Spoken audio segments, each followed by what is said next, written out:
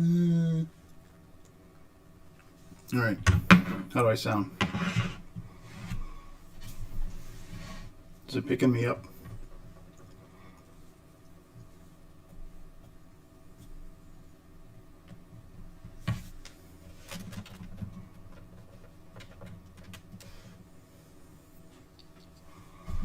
Can you hear me? Really?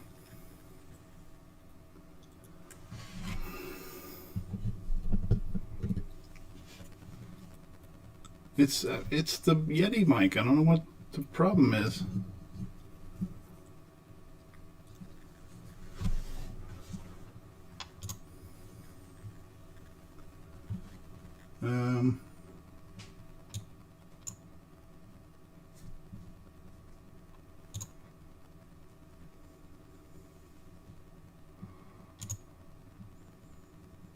I mean, I turned the volume down a little bit, but does it not sound good still?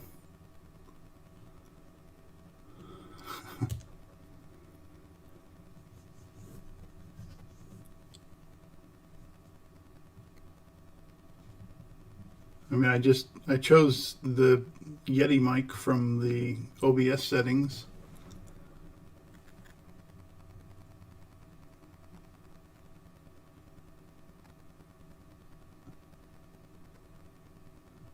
Great. So I don't know how to fix it.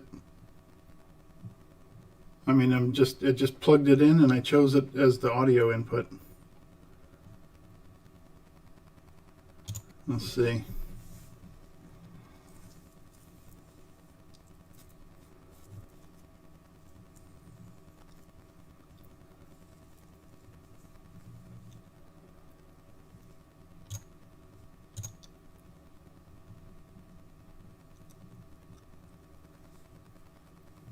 Well, which is it? Do I sound like a robot or do I sound normal? Because I want to get this fixed if it's not working right.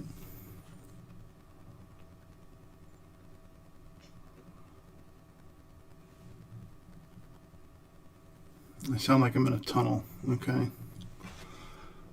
I mean, I'm in like, there's two walls on either side of me in the front, but it's not like distorted. It's not mechanical sounding or anything like that. Okay.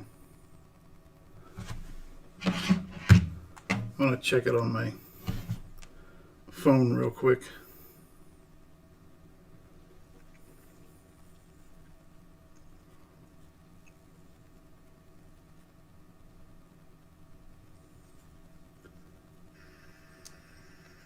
All right, we'll see how I sound here. Oh shit, that sounds terrible.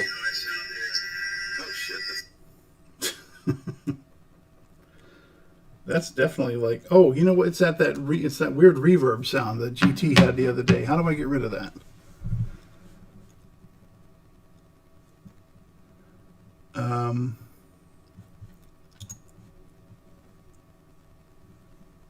Disable mic camera. See, I deleted that one.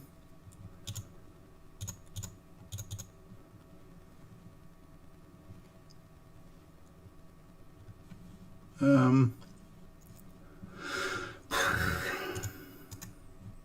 me check the properties on this thing.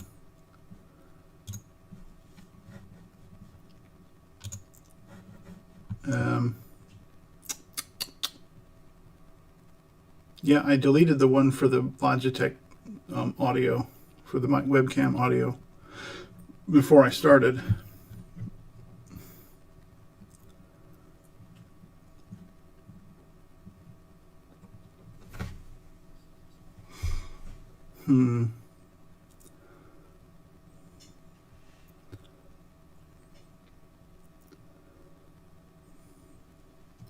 Preferences.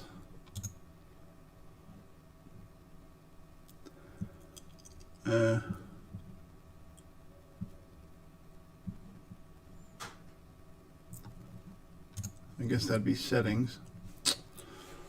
And Audio. Global audio devices.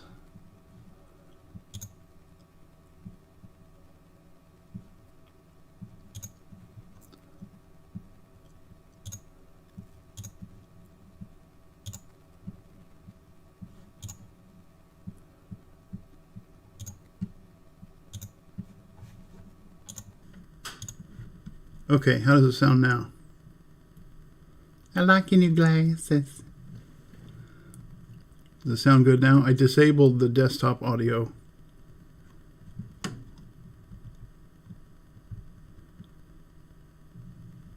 Hey, I'll get this crap eventually. Ooh, blow my picture up. Blow my picture up. All right. Okay, so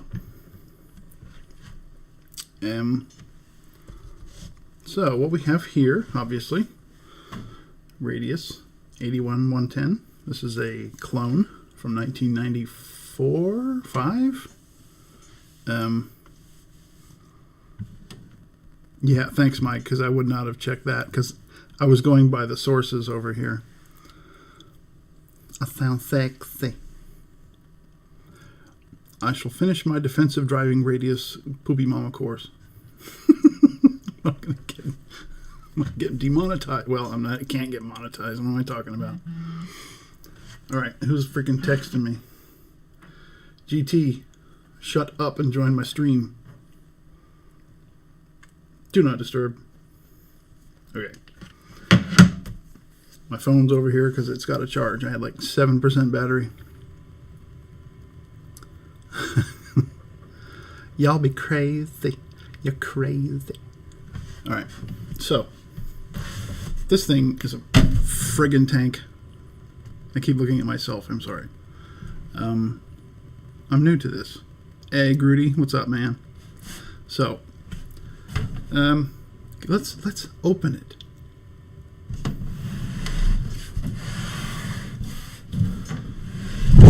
Balls. Come on. Lots of Phillips screws. Sorry, I'm going to be like half in and half out because my monitor is against the wall and I'm trying to keep this thing in frame. Hey Steve, I got your shirt on. I got your shirt on. It's a bit dusty. Okay, who we got here? There's GT. A whole 110 megahertz. That's right, it is. But with this, it could be so much more.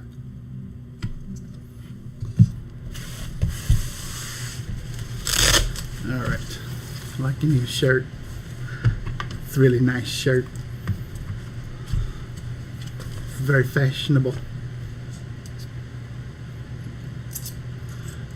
Did you see Peter's new mustache?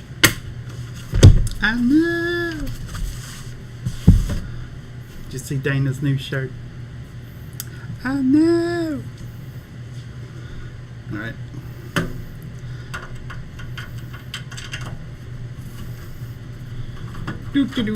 Oh. You know, I have thumb screws. I should replace these. But these are original. These are stock.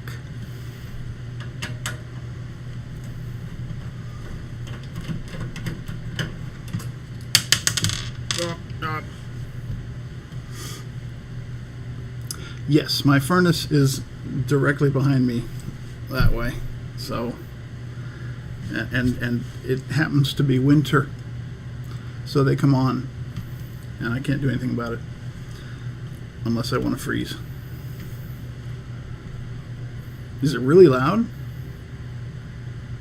I mean, it probably is, especially with this fine Yeti microphone.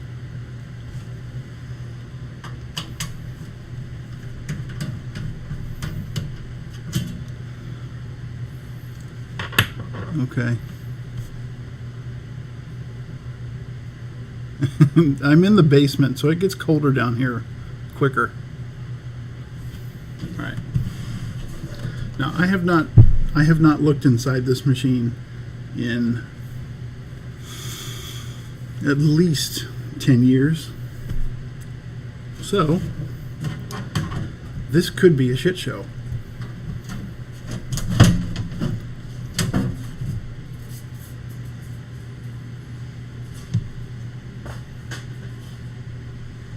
All right. Oh. Well, that's something I forgot. 2 hard drives. I believe that's the original, and I cannot tell you how big that is. I don't know anything about this anymore. I don't remember how much RAM is in here. I'm a bad collector.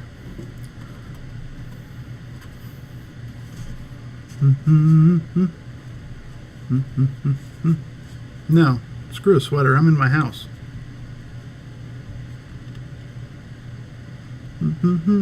Yeah, pretty much, Mike. Well, Jay, now you have a better reason to clean your desk.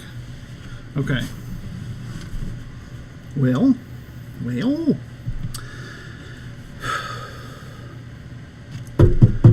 These things are freaking tanks. I know I said that once before, but good Lord almighty.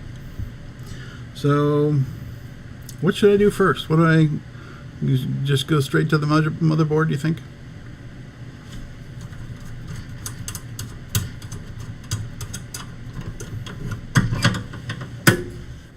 That's like the coolest part of this case. Oh, and it came out. All right.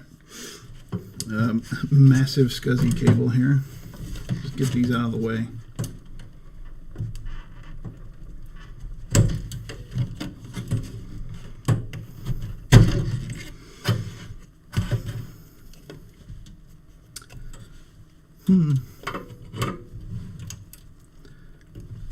Well,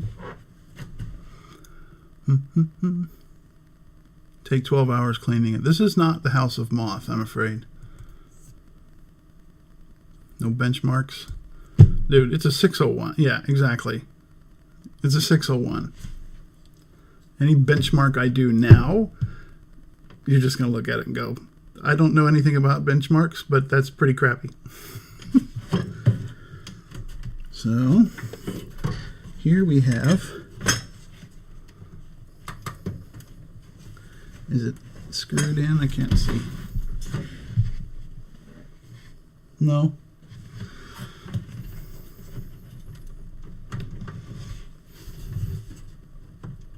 Well, it doesn't want to come out. Maybe there's a screw back here.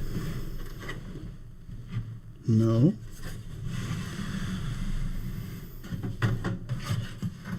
This is the lovely AV card.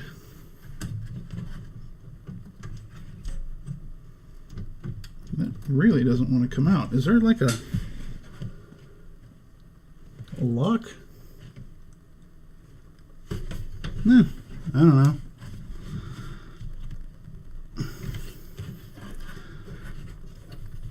Yeah, it's being difficult. That is not even budging at all, and that's unusual. I don't want to break it. Sorry, my head's in the way. Let's see if I can just go straight to the board side. We'll take some more screws out. How about that? Actually, no.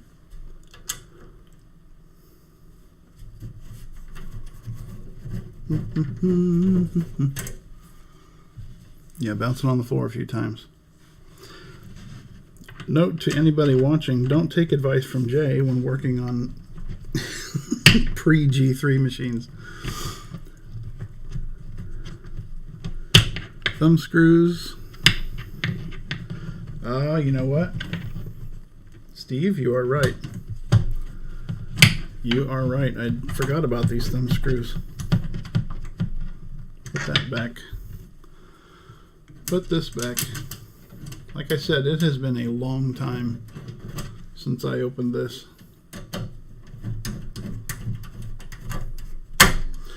Alright. Yep, that's exactly what that is.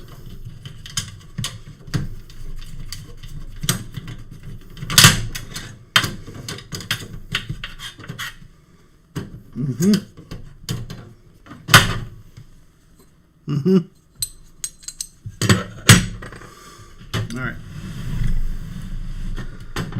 And we'll turn it back around. How are we looking? Ooh, lots of shadows, lots of shadows.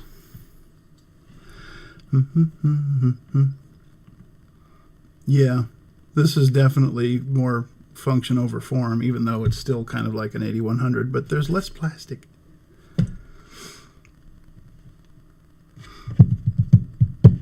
You know what? Let's see. Plastic. Where's the plastic?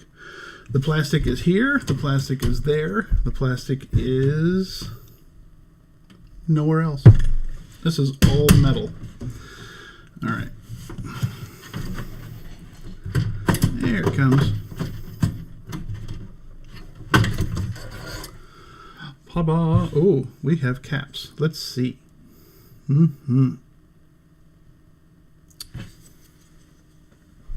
See, can I get the angle? Don't focus on me. Focus on the card.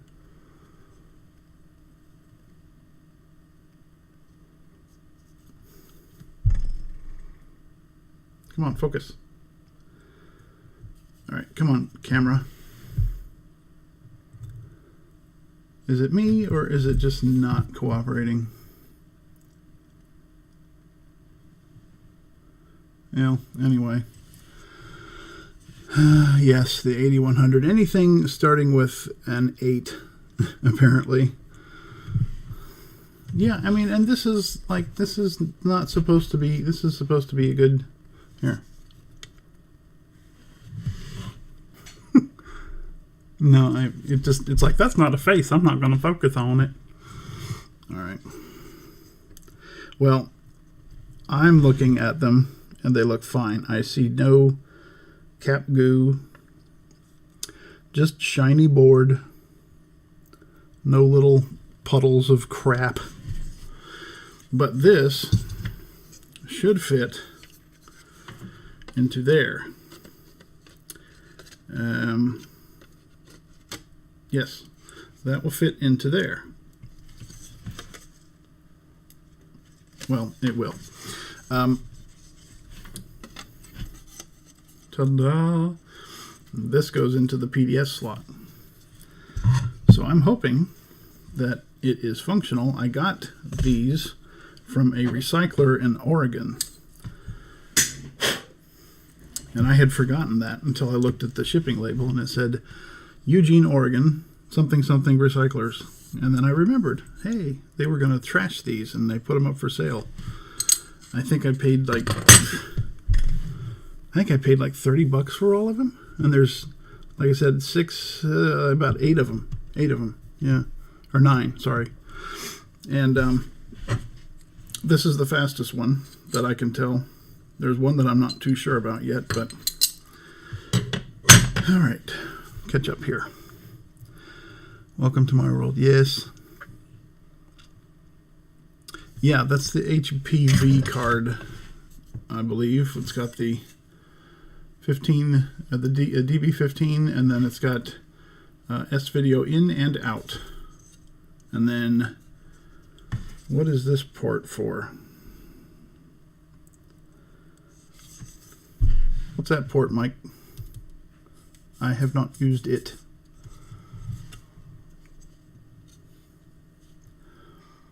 This is not the one you can add RAM to. That was the AV card, I believe.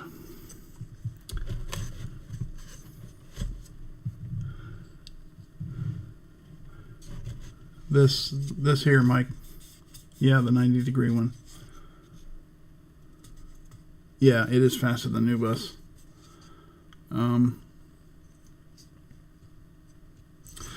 Well, yeah. Anyway, enough of that.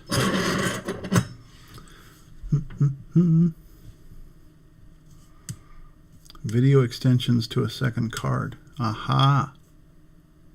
Aha. All right.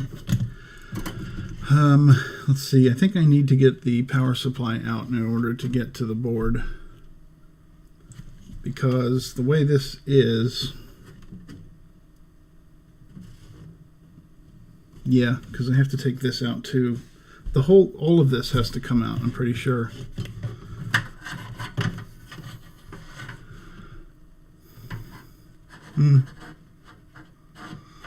A lot of those cards and Apple boards have pins and headers that they never released anything for. Yeah, that is probably true, especially since these were the only NuBus machines. So I have 6 viewers. You ever notice something when people live stream, where they make vlogs or they make videos where they're working on a project? They always say we. Like, we have some work to do today, and it's just them. Does anybody else find that weird? I find that weird, and I try really hard not to do it, even though I see everyone else do it. Okay. We'll take this out.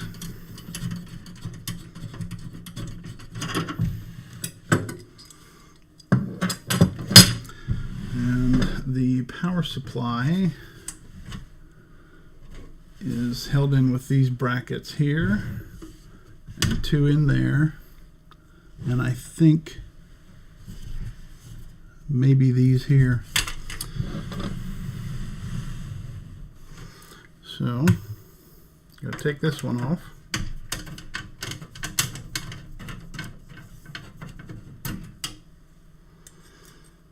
And we'll just put the screw back so we don't lose it. Like that. You just tweeted me out. Oh no. Oh no. NuBus on a PowerPC Mac. Yeah, that's what the first gens were, unfortunately.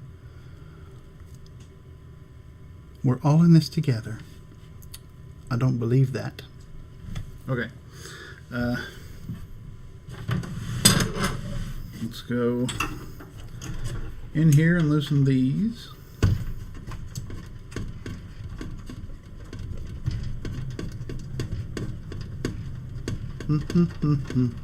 I know you can't see it. I'm sorry. You're not missing much. I'm removing screws, man.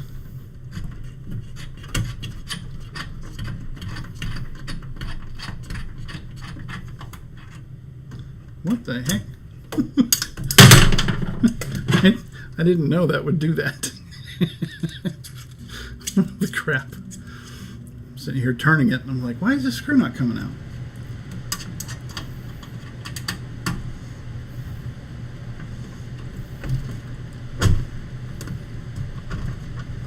Here we go.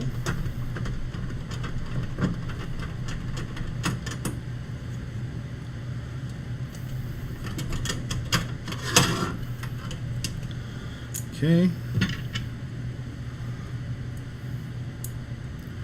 Just tweeted me out. Oops. Alright. Oh yeah, oops. Seriously, I had no idea that came apart. Kind of makes sense if you want to put like extra bit. Well, you might be able to get a couple extra bits in there if you're using them, but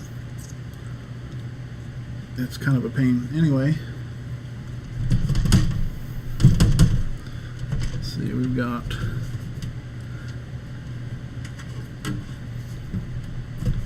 does it lift out? Yeah. All right. Showtime.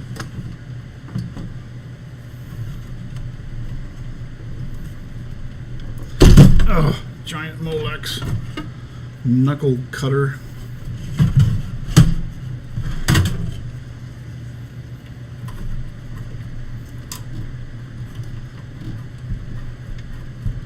Come on.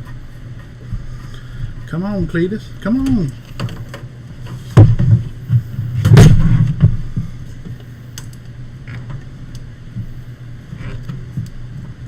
Oh my God. Whoever invented the Molex, there's a fire somewhere with your name on it. Okay. How many watts is this beast? 225 watts. That was quite a bit for back in the day. Alright. Set it back there.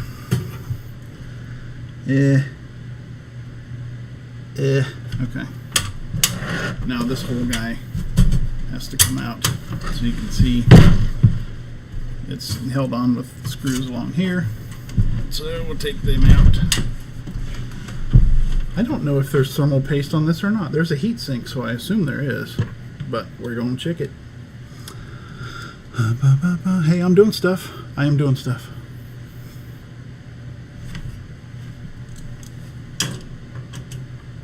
Sorry, I had caffeine earlier. Probably makes it a little more entertaining, I suppose, but it just makes me feel like a damn fool. Alright. There's that and that.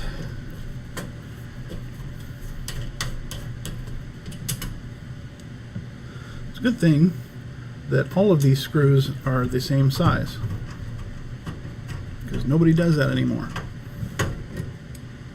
So I can put them all in a pile and not worry about mixing them up. Nope, one more.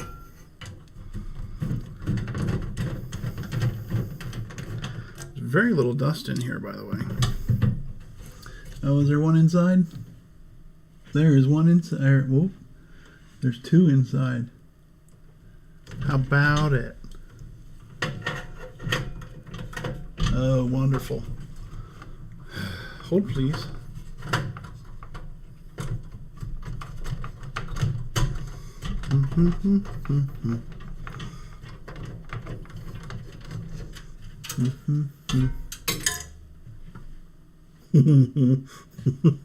That's a sound you always hate to hear. Screw fell behind everything that you're trying to get to. And there's one left, and I can't see it very well. Okay, there we go. Out you come.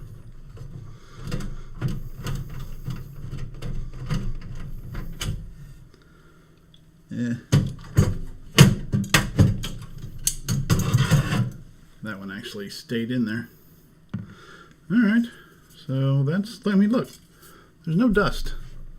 Thing's really clean. And like I said, that's metal. No plastics here, spindler. You colossal dork. Okay. So, next we will take off the front faceplate. What's up, Hot Rod? All right. Now I'm pretty sure that this, because there's no screws on the inside, I think it just snaps off. I need to remember if it goes up.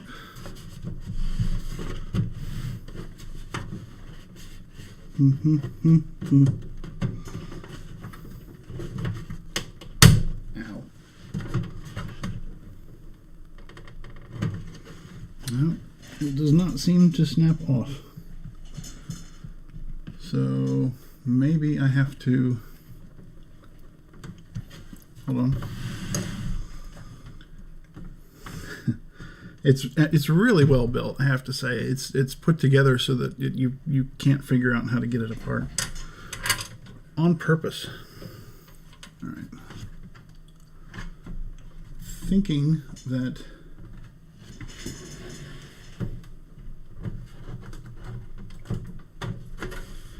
that just doesn't have much give at all. Oh, hold on. Where's that flat thing?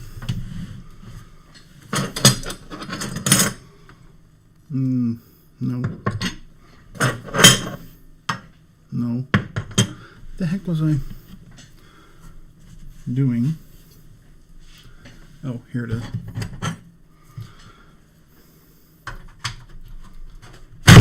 Haha!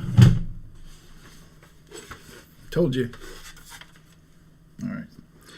Okay. Is the microphone picking up a lot of vibrations like that? Michael the Diesel Spindler.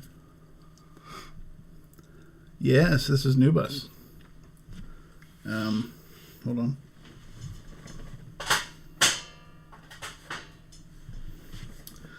Yeah, the plastic on the front of the case, that's the only plastic on the whole exterior. Everything else is metal. Well, the feet are plastic, not rubber. Every time you look at the... Shut up. All right. Let's see. Let's turn it back into the light. Oh, there it is, the mighty 601 processor. I'm being very, very, very, very, very sarcastic. Okay. Well, the drive cage is held on with these screws. Good Lord, why is this thing coming apart all the time?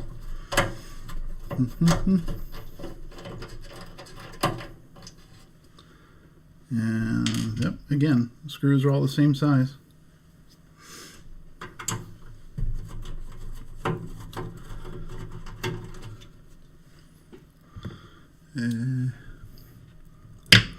Jay has already started the stream and then walked away because that's what Jay does.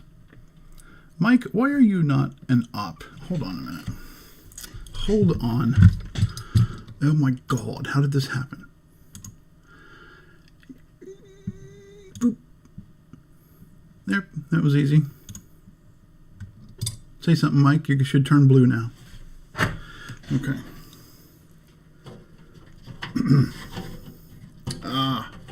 This right here is, hold on, let me concentrate.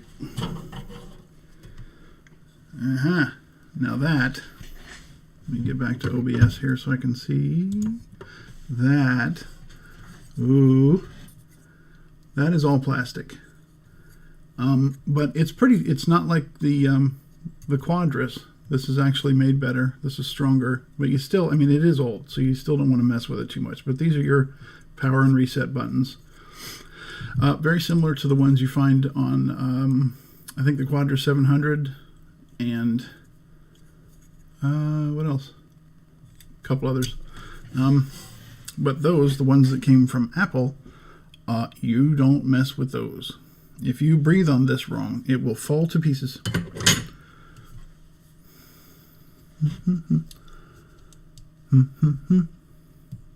Mike, you are important enough.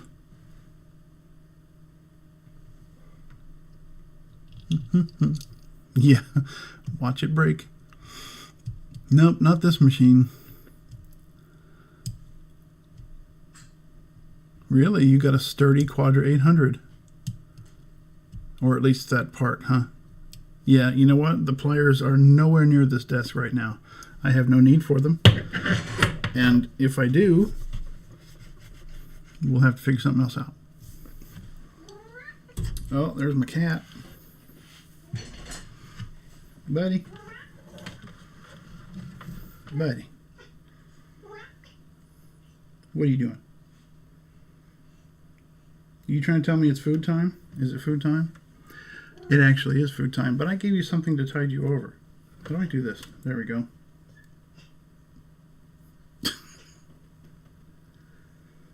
All right. That's getting awkward, and it's even making me dizzy. So, bum bum bum. All right. Why are you not paying attention? I only was for like the last 4 hours. So, but now he's telling me it's an hour past my usual feeding time, even though I gave him a handful of food like an hour ago. So, plastic toy pliers. Yeah, maybe. I could probably still break crap with those, though. All right. So here comes... We're just going to take it all apart. because that's what we do. Here's my CD audio cable. Boy. Arg. This is, it's probably a 4X CD-ROM. Manufactured May 1995. So yes, I believe it is a 4X. Got these fancy little, oops, I wasn't even holding it in the camera. I'm sorry. Look, there it is. And there's that. It's got these little rails on the side so that you can slide in. Also metal. No plastic drive sleds on this beast. So we'll leave that as it is. And now we will remove yonder floppy drive. So back to the front again with screws.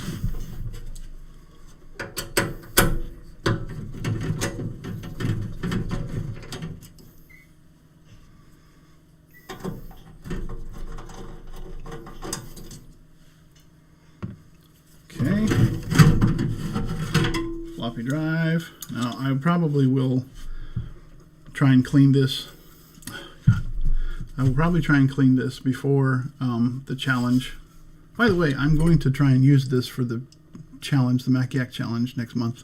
At least that's the plan so far. If something catastrophically goes wrong, I have a few others I can choose from back there. Let's see. So we'll put this over here. Now we have two hard drives. Here and here.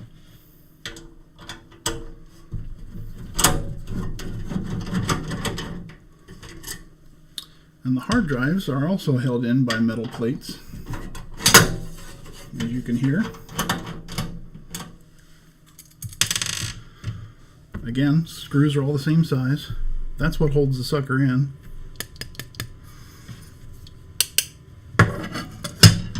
There's two of those, one for each drive, obviously. There goes that one.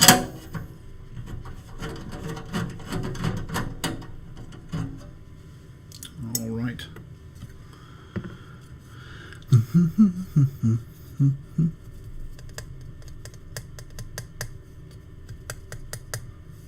Mike's using his iMac, the prototype.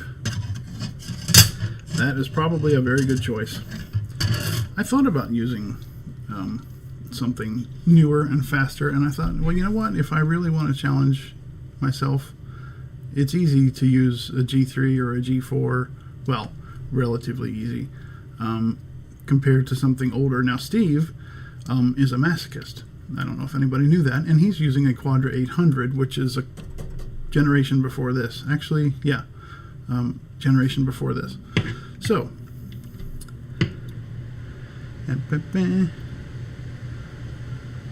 yeah. No, actually, Mike's G5 is an iMac G5. It's a prototype, so not the space heater kind, unfortunately. Or fortunately, however you want to look at it. Remove the SCSI. Actually, these are ATA, aren't they? Yeah. No, they're SCSI. Yeah, what am I thinking? SCSI was around until the G3 blue and white. Well, through the G3 blue and white, because one of mine has SCSI. This is a... Ooh! This is a 4 gig hard drive. Apparently, it says 4,560 megabytes. Wow. Okay. I don't know what's on it, but eventually we'll find out. Today we're not going to turn anything on. I'm just cleaning and inspecting. Steve. Yeah, thank God you didn't live stream that, Steve, because you were about to pull out what hair you have left. I'm sorry, that was kind of a bald joke. I didn't mean it that way. Yeah. Oh, is it? It really puts out some heat. Well, it is a G5. I mean, it's not the blast furnace that is the G5 tower, but yeah, I imagine it would, if it being a G5. So this, like I said, this has got to be the original drive. This is a Quantum, so yes, Quantum Trailblazer. It is a, oh God.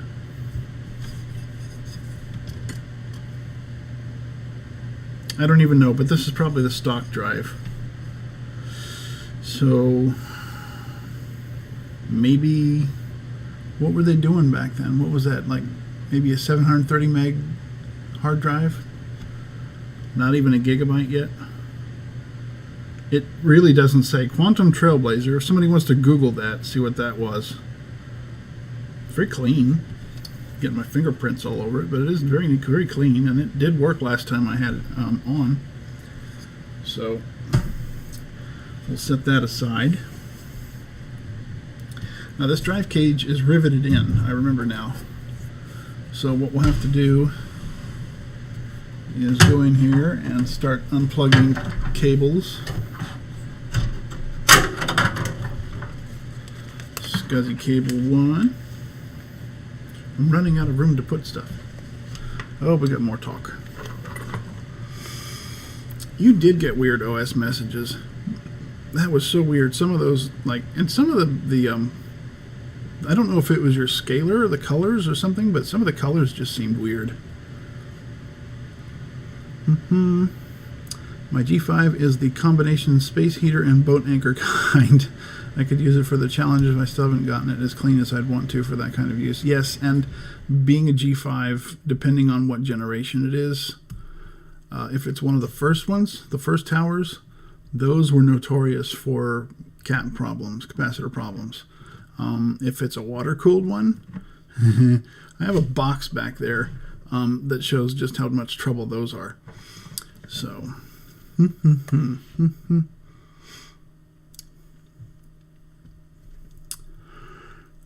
my tower barely gets hot. I've never heard the fans accelerate on. Yeah, I mean, well, are you talking about the tower doesn't get hot or the air coming out the back doesn't get hot? Because the tower should stay pretty cool for as many freaking fans that are in there. Okay, so we will unplug this one. There we go. So that was kind of neat. There's a SCSI port. Oh, hold on. Sorry for the noise. Oh, goodness. All right, so we have a SCSI port right there. That's onboard number 1. Number 2 is right here. So that's where your 2 SCSI buses are located. Now this thing is full of RAM. Oh, there's the screw that fell. Okay.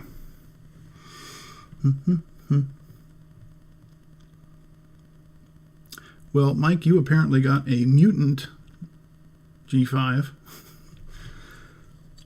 That, or you are a lizard and you really like your room warm.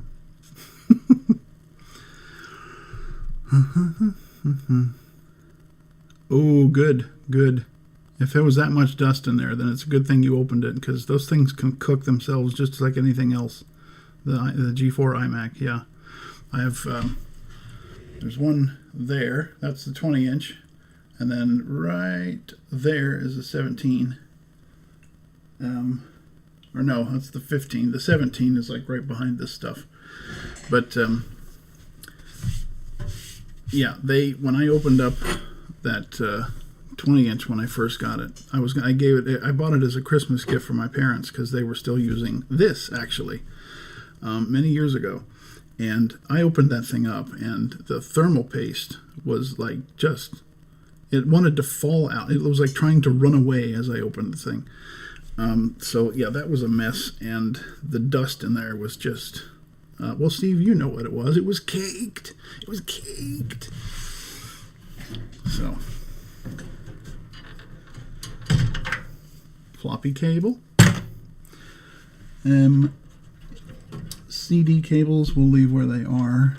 We'll take this giant Molex monstrosity out.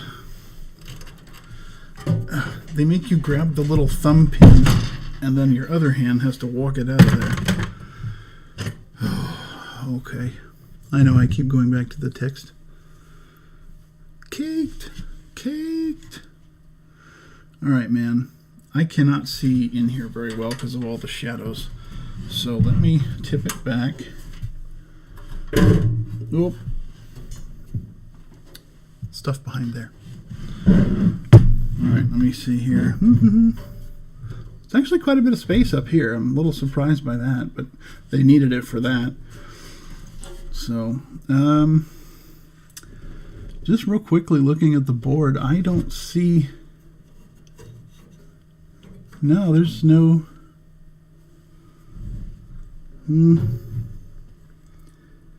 Well, hold on. No, I don't see any scunge on here. I wish Bruce was here. Is that like a 6400 motherboard? No. When did they come out? Performance 6400 and 6500, I think, were a few years after this. Maybe 97 or 98. No, they were different. This is a basically an 8100 board. Well, it's literally an 8100 board that Apple made, and then well, it's got Radius's name on it, so I don't know who made it, but it's basically an exact clone of the 8100. And this is a 601 processor running at 110 megahertz. Yeah, 8100. Well, I would like to take this board out, and it looks like there are maybe two. There's at least one screw holding it on. Now there's a couple. There's probably two or three, maybe four. All right. Let's. I think what I'm going to do is I'm going to put it on its side like this, and there goes a bunch of screws. So I want to. Something just went under the mouse pad. That was a screw. Sorry for the noise.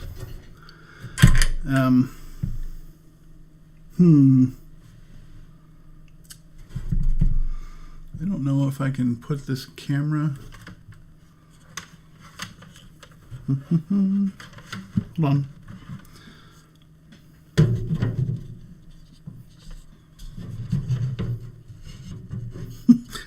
This is so weird. All right, hold on.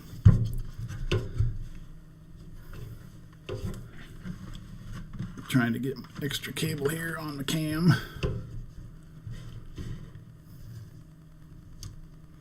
Boy, it's really zoomed in. But right here, there's a screw. So we'll take that out and see what happens. That is definitely different than the others, but it stands out enough that I don't need to worry. Come on, little guy. Hold on. We'll go back to our little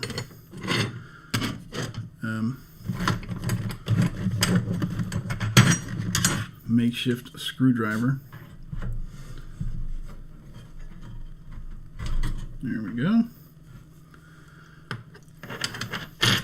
Oh, it's blurry. Why is it blurry? It's really blurry.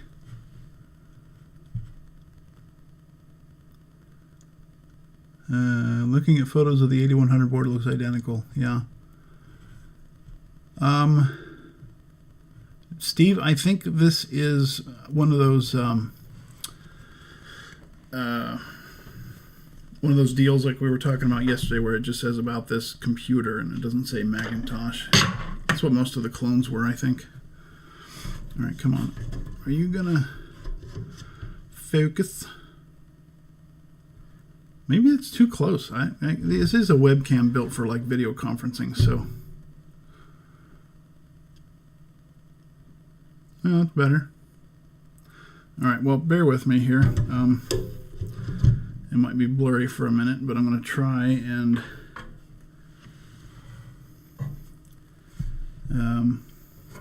take these out.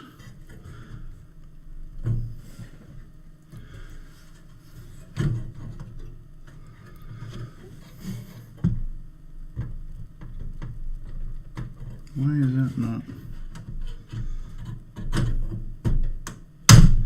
That doesn't, it should just pop out, right? I can't see all the way over there.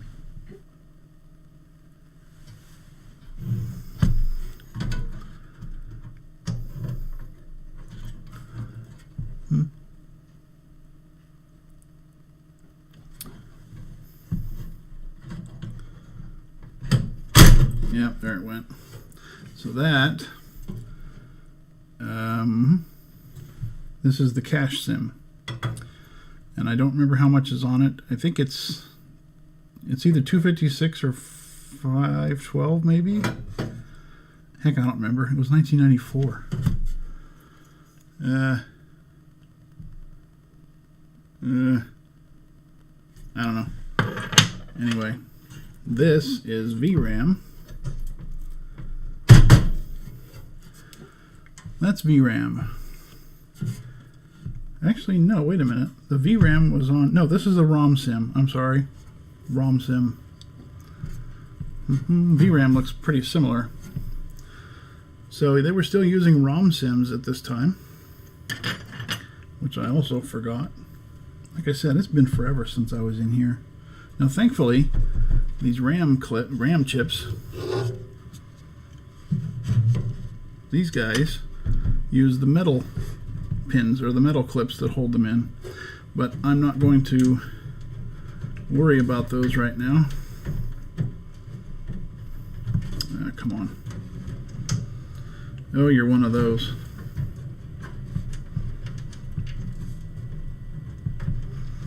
Oh Lord, hold on.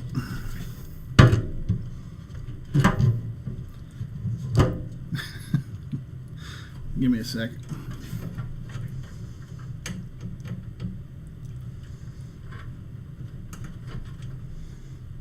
Come on, get out of there.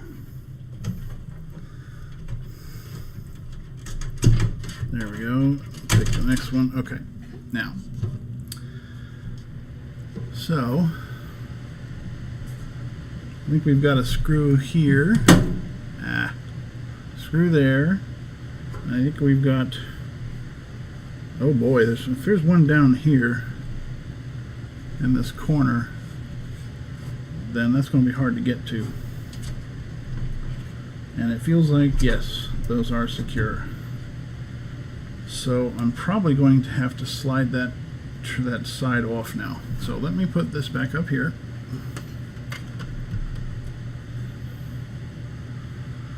Catch up on the chat.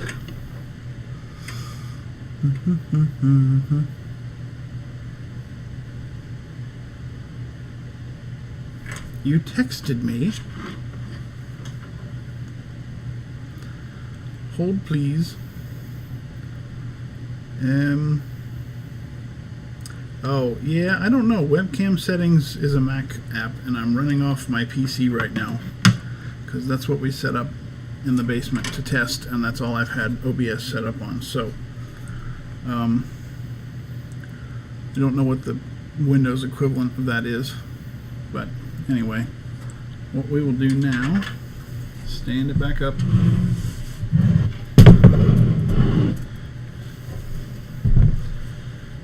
Are those rubber? I'll be darned, they are. I thought they were plastic.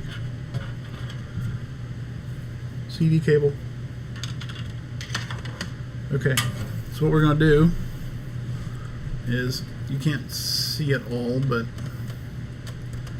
anyway, these screws here, 4 of them, will allow that wall, that side, to come off.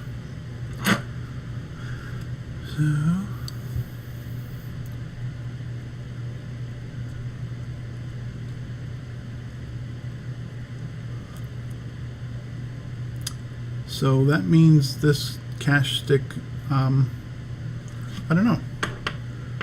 Let's look and see what the 8100 had. Because being a clone of the 8100,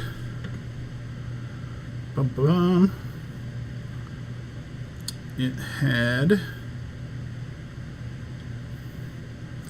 cache was 32K of level 1 and 256K of level 2. So that would be the level 2. This is 256K. Oh, wait a minute. This one. And then there's 32 on the level 1, which I believe is on the chip. So, yep. Okay.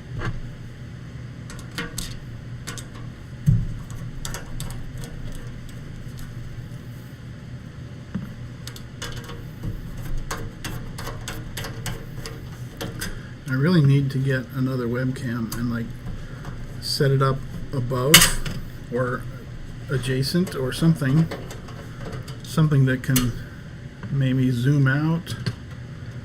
I don't know, something different than this, because this thing, like I said, it's a video conferencing cam, which works fine for Mac Yak, but other stuff not so much. All right, let's see.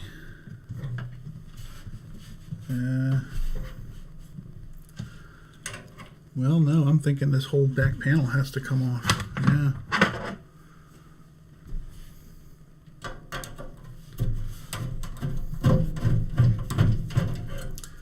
One more.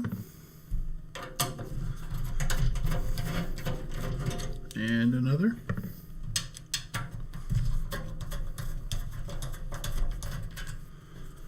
Oh, so many. So many. And then 3 across the bottom. I know this is, you can't see it. I'll do it quickly. Maybe.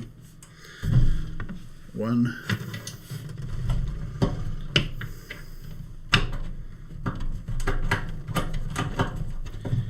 2. And the last one.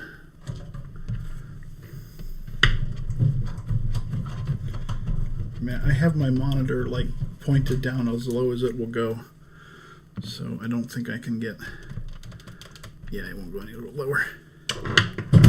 Okay, so there we go. Haha. Let's see what's a good angle here.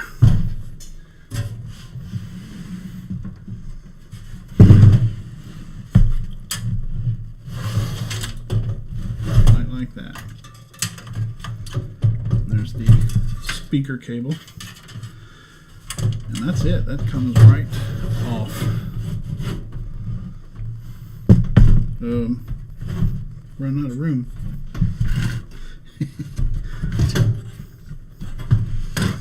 Oh Lord! All right, hold on.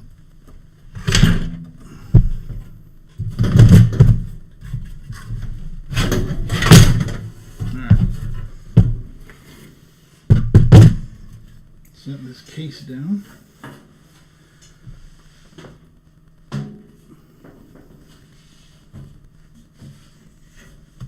Okay. There's our board. So, yes, it definitely has screws that go through here, there, and down here, and I have no idea how I will get to that one, because it's behind all this, and that is riveted in. So I may not take the board all the way out.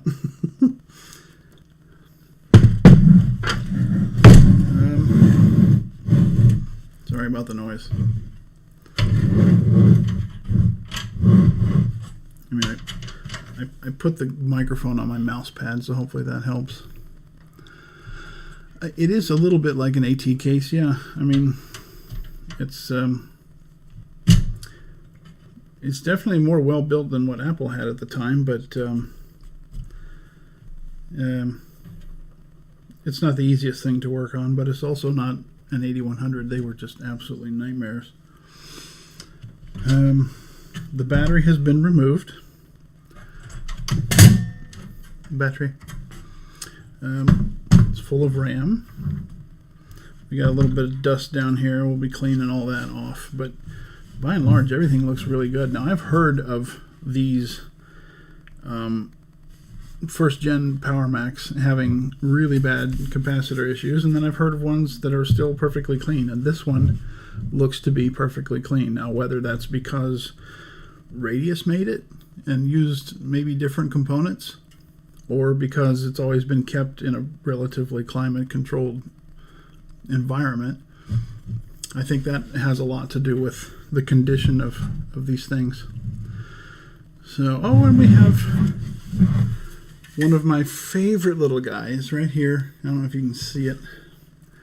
It's one of those little plastic clips that you have to pinch and then lift the board off of it. And that is what got me into trouble with my Mac Pro. Jay has a video all about that. I don't like Steve's 7100 case. Steve, Mac 84, Steve? Because they're all the same.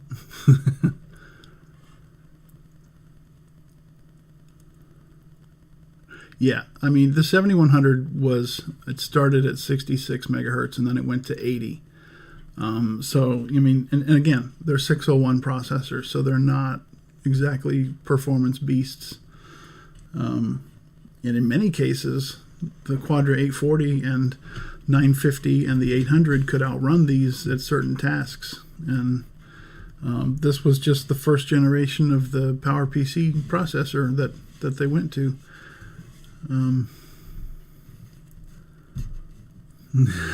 Pliers. Yeah, these plastic clips. This one's much bigger than the one on the Mac Pro Northbridge, so I'm not worried about this one. So we got one of these clips on here, and I can't remember how to take those off. Well, let's see. I think you have to get the board off in order to remove that. So what needs to happen is this board has to come off. But there is no way. Yeah, I mean, that's all rivets. All of these are rivets.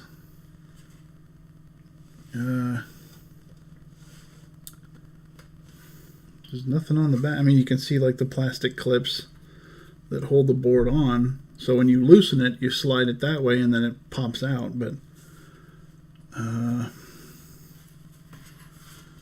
yeah, these 4 screws, I can get 3 of them out, but I can't get all of them out.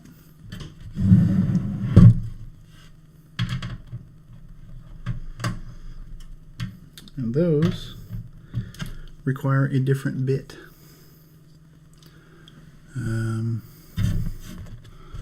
Excuse me, video card. I need me a new bit.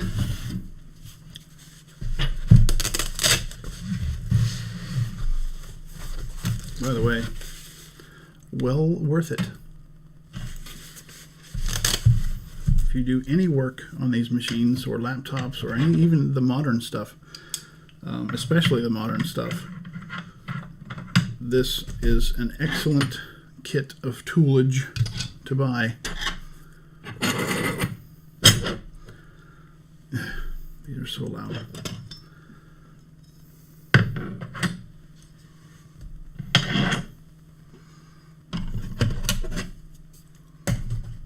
Just trying to make a little extra space here.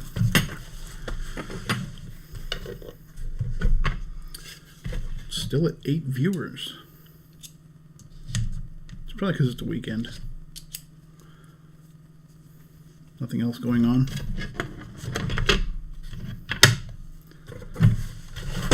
pretty sure right at this moment our good and dear friend, Mr. Brankus himself, Bruce, is getting fishnicked. That's inebriated or drunk off his butt for the layman.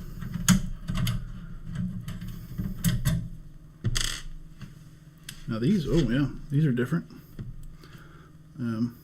Yeah. So there's 2.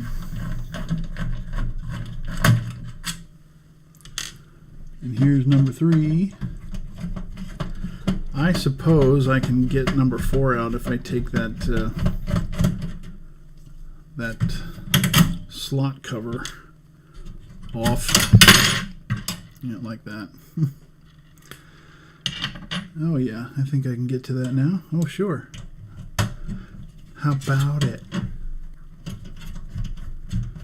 How about it? And alright, so don't think that I just talk like this for the stream. I talk like this whenever I'm working on stuff. I have to entertain myself.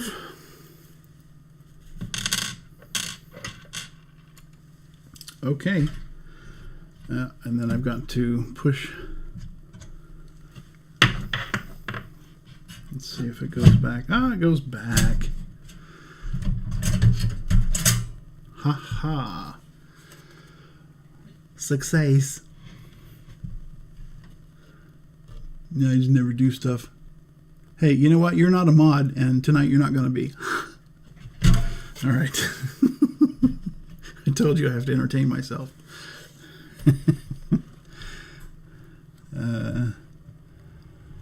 Well, Mike, what'd you leave for? I didn't break anything. Look, I got the board out. Are you proud of me? The board is out.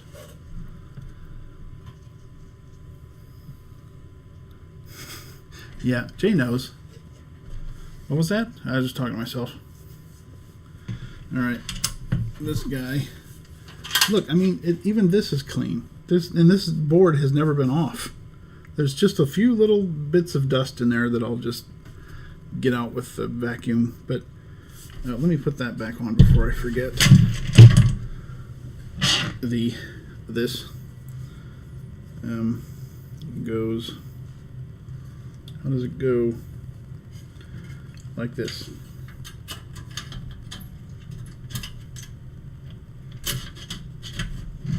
There.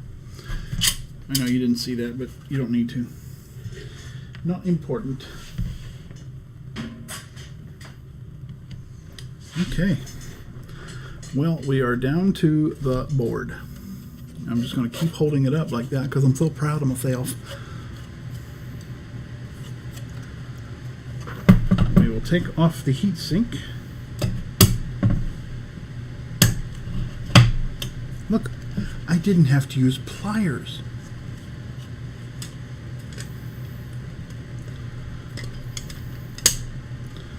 Oh, look at that. Look at that. Hold on. Yeah. Very dry thermal paste. Very, very, very, very dry. Actually, wait a minute. Hold on. Hold the phone.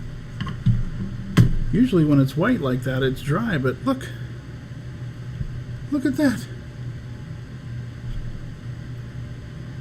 Well, I'll be dipped. How about that? It's probably fine, but you know what? It's not Arctic Silver fine. No, we're going to put that on. It's a bit messy.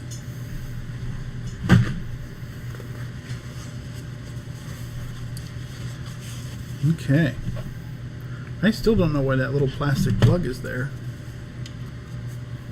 I mean, there it is. I don't have to take it off at all. I mean, it helps hold it on the frame. Look, we have a tantalum capacitor. Isn't that fun? I wish they all were. There's a few on the front too, but lots of not radials.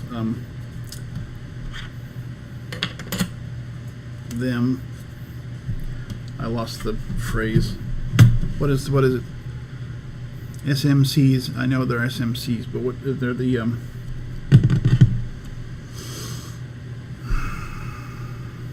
they're the cap capacitors because they look like caps.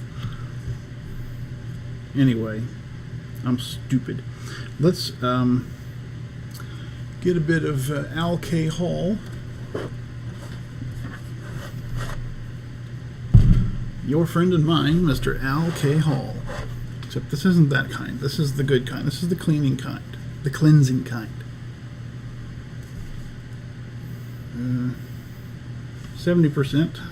It'll do. You can't freaking find 99% now at the store. You gotta order it special. At least around here.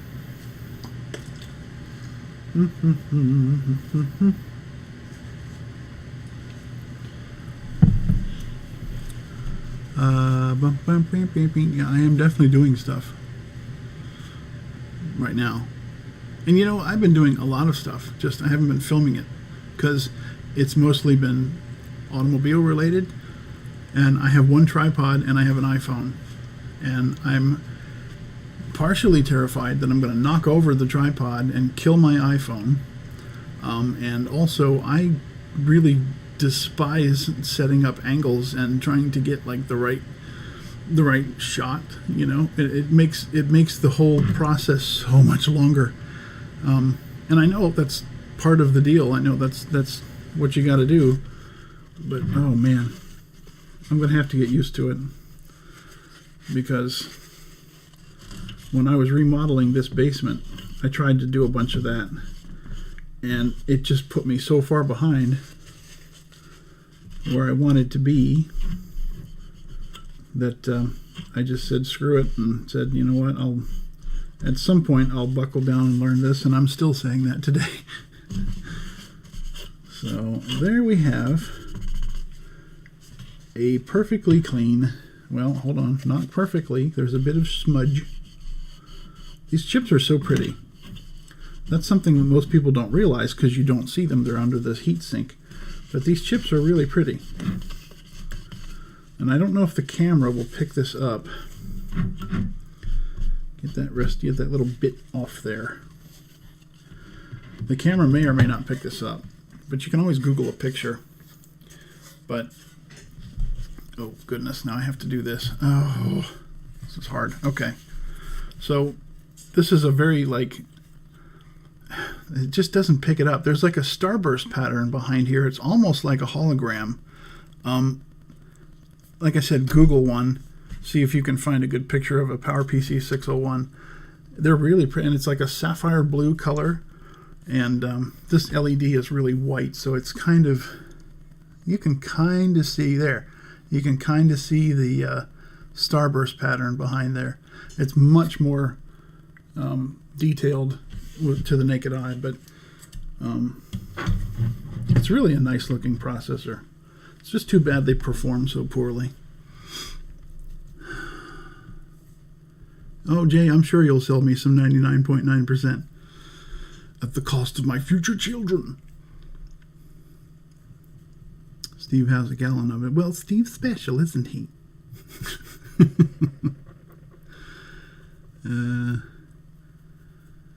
Look up the Northbridge chip of a G5.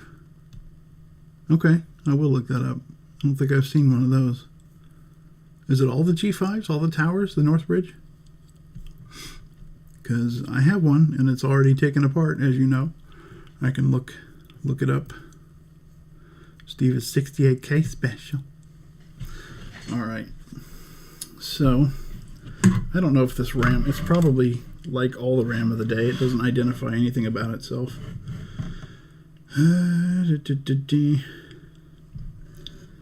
Yeah, I mean, you can look at it's all 60 nanosecond RAM. At least that's what the 6 usually means, the -6 on the end of the chips.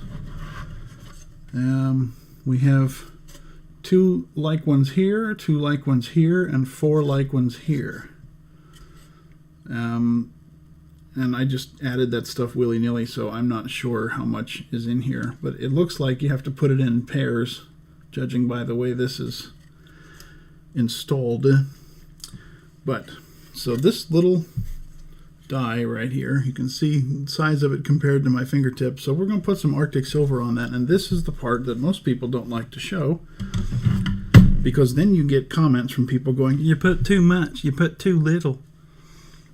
Well, you know what? I've been doing this enough that I don't care. So, where did I put? Bum, bum, bum, bum, bum. Aha. There you are. Now, I'm not sponsored, obviously, because I have no subscribers, really. Arctic Silver 5. If I put it next to me, maybe it'll focus. This is the stuff that I use. I mean, it's the best, if you ask me. And you may not be asking me, but I'm still going to tell you, it's the best. The North Bridge on the G5 is a custom IBM chip. Ooh. What are the two towers to the right of those Performas? Are those two PC clone? Oh, right here? Boop, boop. Those two? Yes. Those are Power Computing Power Center Pro 210 megahertz 604E based machines. And this one, here, this has my little friend on it. This is the face of, it came from the iOmega software, not software. If you bought a zip drive or a zip disk back in the day, I think it was a zip disk, might have been the drive. It was very 90s graphic design. So this guy, it's like this little bald guy with glasses, and he's going, oh my God, I'm worried about my data. And of course his head is all blown up, you know, because it's supposed to be cool and hip and whatever. And he's sweating across here. And so I thought it was so funny looking that I cut it out and I stuck it on. That was my workstation at work back then. And so I put it on there, and he was there every day, and he's been there every day since. So he's been there probably, let's see if this was 95 or 94. Well, he's been on there every bit of 22 or 3 years, probably. 22, I would say. So, but yeah, I named him Filbert. His name is Filbert. But yes, these are two identical machines. In fact, I think they're this one has a CD drive and a CD burner, I think. Yes. And the other one just has a CD-ROM. This one was actually our FTP server for quite a while, and where customers could upload their files and stuff. This one here was my workstation, like I said.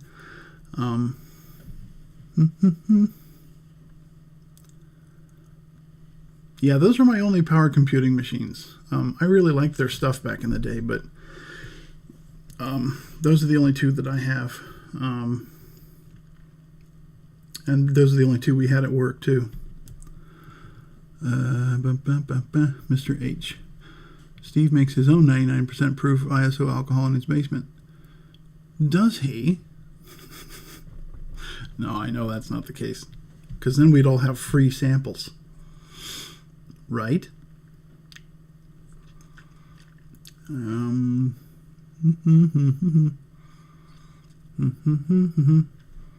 You sent me a pic. Jay has sent you an image. Oh, is that the North Bridge? Oh yeah. That's pretty cool. It's got like the translucent it's got the translucent you can kind of see the come on. This glare is just, hold on. Oh, that's even worse. Anyway, yeah, you can kind of see the circuitry underneath. It's like almost a translucent cover over the circuitry. Or maybe that's just a design, I don't know, but it looks very cool. I do like that. Never seen one of those before. Arctic Silver is not the best. Grizzly Cryonaut is when it comes to pastes. Grizzly Cryonaut. Is it like $20 for one of these? Because I draw the line at hugely expensive stuff.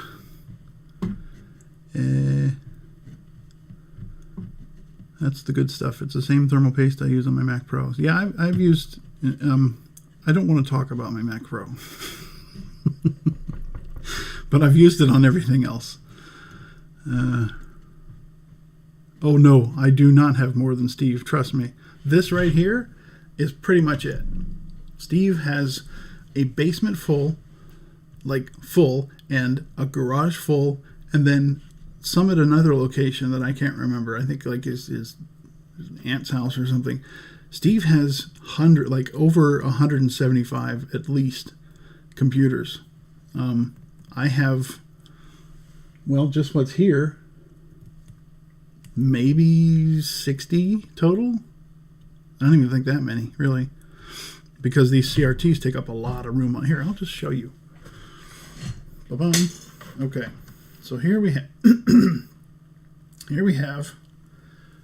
if I can point, okay, right there is, excuse me, a 512K. No, 512K is here. Two SE30s here, one's behind the other. There's a classic behind this that is completely broken. And then these are all CRTs. So that's Apple.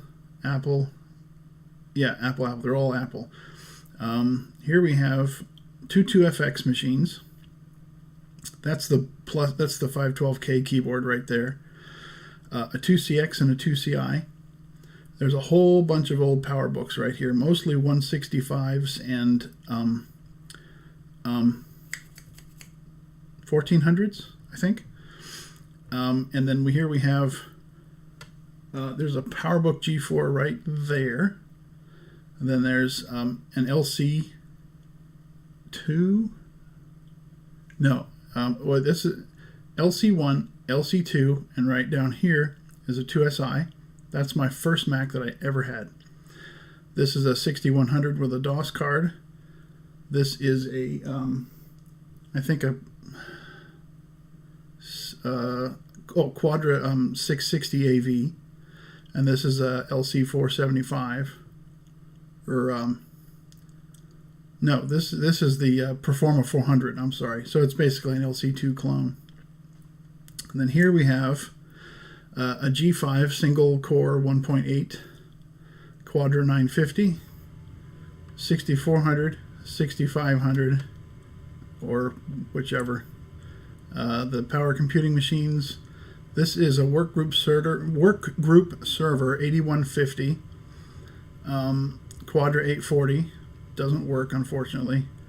iMac G4, Quadra 700, and this is the LC475. And right here are two PowerBook 3400s. One is a parts machine, the other is used to be my daily driver. I bought that thing brand new.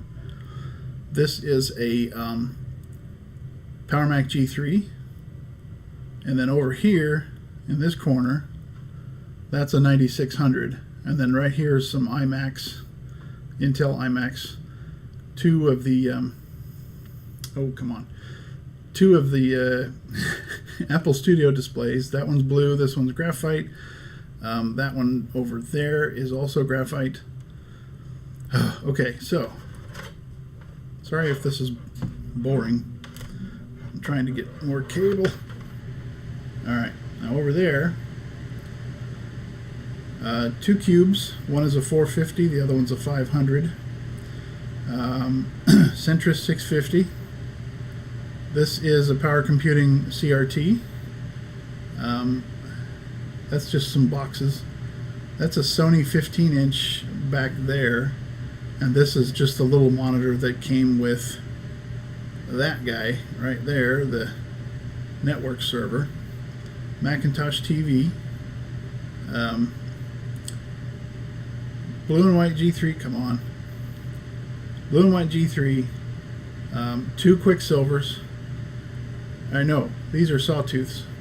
and then 2 Quicksilvers back there. And then these are all CRTs. This is a 17-inch display. That's the 16-inch Apple display. That is the last CRT that Apple made right there.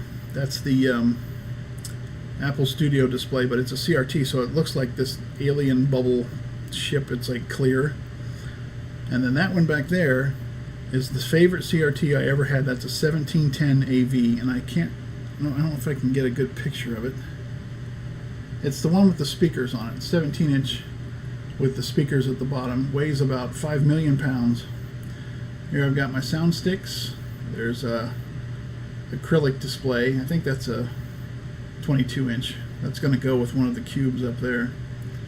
Down here there's the iMac 20-inch G4. There's the 15 and the 17 you can see the corner of right here. And then back this way, there's that G5 that Jay and I were working on, trying to rebuild the water cooler. Sorry, I'm trying to do this with camera. And that's really about it. This is all a bunch of software back here. And then behind me, I don't know if I can, there's just, I can't get enough cable on this, but there's like a couple of side quests. There's a bunch of floppy disks, hard drive storage. I've got, these are 2 external burners from Club Mac. There's a zip drive, a Jazz drive, one of those USB floppy drives from the iMac days, and then that right there is one of those iMation Super Disk drives. It was like a 120 meg floppy drive or disk, whatever. And then up here is a Power CD. That's I think it's not attached to anything. Yeah. The Power CD. Everything's the opposite of the way it should be. Alright, so there's the Power CD. Yay. It's a bit dusty. I'm sorry. And then that is pretty much it. I got some flat screens up there. There's a little scanner up there. And then a bunch of PC parts that I pulled out of a couple of trash PCs that I had, that Sound Blaster setups. So anyway, here we go. Okay, I'm probably way behind on the chat. Okay. A better view. What? What did you do? What's this? Mouse. Better view than my crappy iPhone screen. Oh, okay, that's the... yeah. Yes, thank you. That's much better.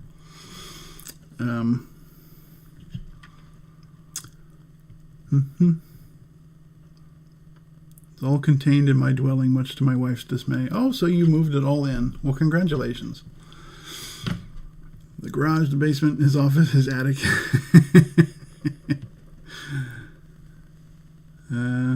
Even has some in the hallway closet. That's all right, because I had a couple iMacs in my hallway closet, or actually in the hallway for quite a while.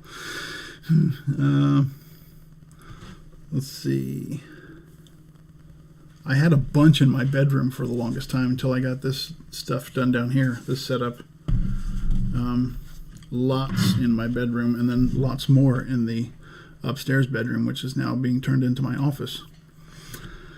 And bathroom, yeah. Used to be a broken Apple 2GS in the bedroom closet. Okay. Steve is still married? Yeah, he's still married. This is not boring. Well, good. That's good. Oh, the cat's back. I can hear him. Have a live stream for each Mac to introduce it. Wouldn't that be something?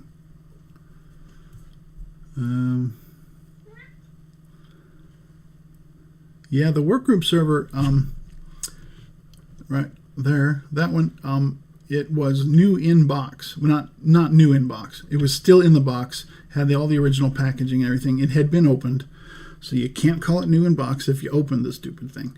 But he opened it in order to check and make sure the battery hadn't exploded, which it hadn't. So it's pretty much, I mean, it's stock from the factory. I've turned it on a couple of times in the past, and I just never.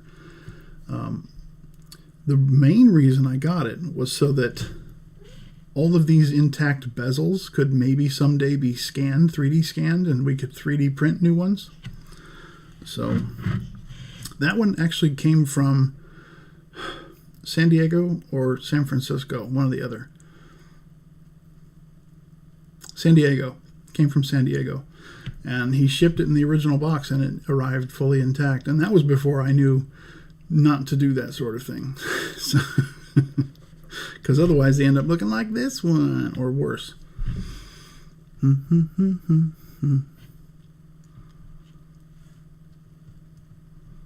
Oh, that's romantic, Steve. I'd give up the Macs before I'd give up her, and she knows it. That's beautiful. They should make a movie of that.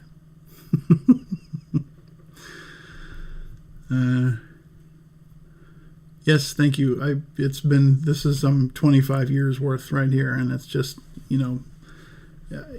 it's not like going out and grabbing whatever I can find. It's not like, oh, there's an old Mac, I need to have it. It's actually trying to, without trying to sound too haughty, it's kind of like cultivating like what you want and why you want it. Obviously, ones like this one, the Quadra 950, I wanted that since I was a kid. I wanted that since before I started working, but they were so expensive, and they weren't exactly family machines. You didn't even buy these for your kids to learn how to type on. These were work machines, and they were expensive, and there's a reason for that. It's just like today. But I still wanted one because it has 16 RAM slots. 16! And at the time, what is that, 256 megs of RAM in like 1992 or whenever it was, I think. That was a big deal. So, but it's also, they're also sought after by collectors, which I know now, I didn't know then. They don't have these capacitors in them. These little surface mount guys. They are all tantalums like that. And so the 900 and 950, as well as the SE, tend to not need recaps, at least on the logic board. The SE needs it on the analog board still, but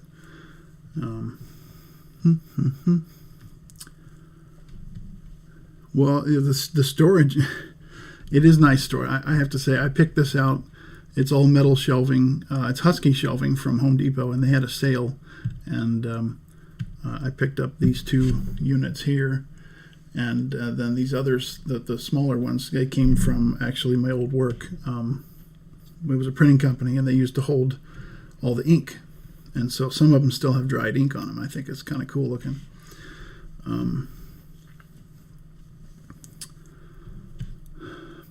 Complete inbox, and it actually came with the keyboard and the mouse.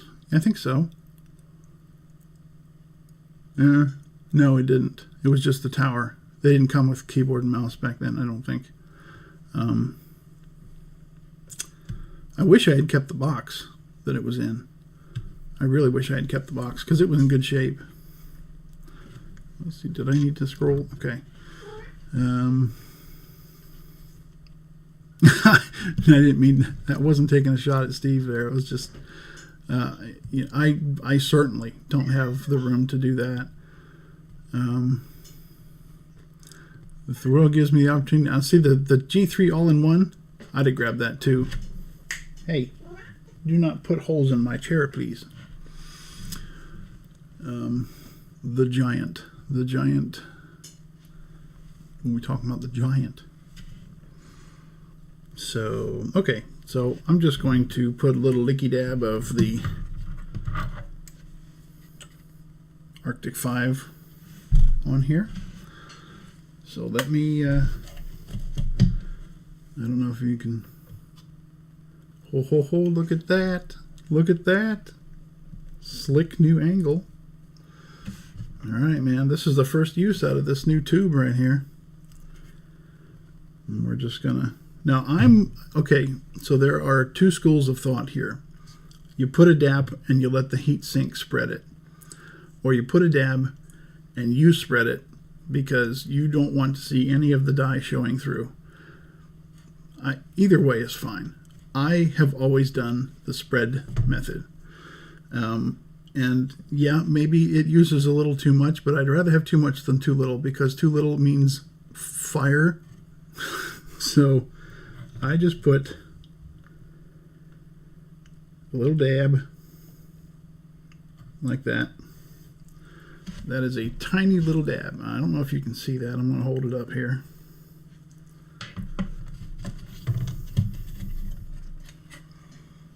So, whoa. Ah, crap. All right. Oh, come on. This is so awkward. All right. Here is, geez, there's what I put on. Okay.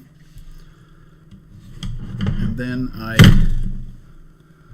option B, spread it. Yeah, see, that's just because I want to see that it covers the entire die first. I don't want to have to guess that the heat sink is going to do that job for me. And this camera is just atrocious. Okay. All right. So then I'll just take this and I'll go like this. Some people use a tool to spread it. I just do the little dabs around. And this is not raised very high, so it's hard to keep it on the die, but I'll clean up whatever goes off. Even though there was quite a bit of white, old original thermal paste that had gone off of it. But I like dab it and then pull off so that there's little tiny peaks of it. And then that helps, that will spread even further. So, what do we got here? You can run a 601 without a heatsink. Well, I know that, but this came with one, so I'm going to use it. I'm all about keeping it stock, and in fact, I forgot to clean this one. That's the original thermal paste.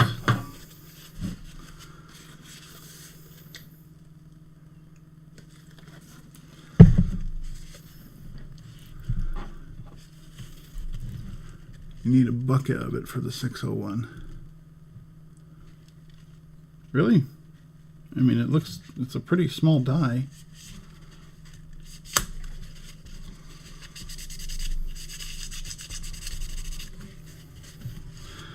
A bit more.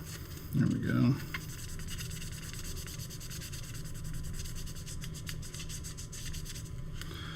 And then that is clean. It's got a scuff on it a little bit, but the thermal paste is all gone. So, shiny copper. All right, let me catch up here. I have a few Intel machines, only one PowerPC iMac G4. My appreciation of older hardware has grown. I'm in my 30s. I used and got rid of many Macs and PCs. Yeah, we got rid of a lot too that I wish that I or we had saved back in the day. On rectangle shaped dies, 100% got to spread it, and I agree. I regret in my IT career tossing titanium books, iBooks, and PowerBook G4s. Yeah. Lick your fingers after. I already cleaned it. Use a damn spudger. No, well, you know what? I've always done it that way. And you get a little bit on your skin, but it comes right off. If it's not smooth, you can trap air bubbles. I've never had a problem with that, but alright, I've got a spudger.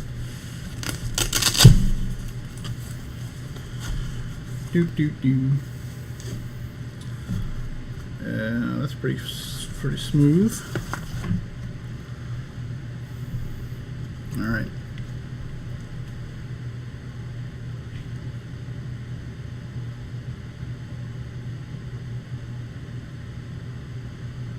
Alright.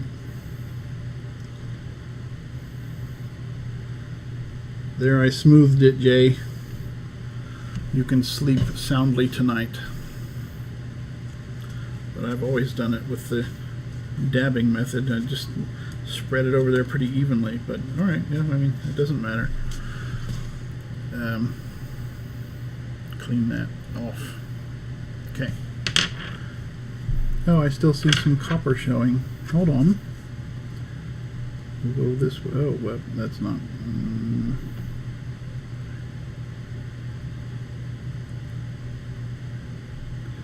Well, that's making it worse.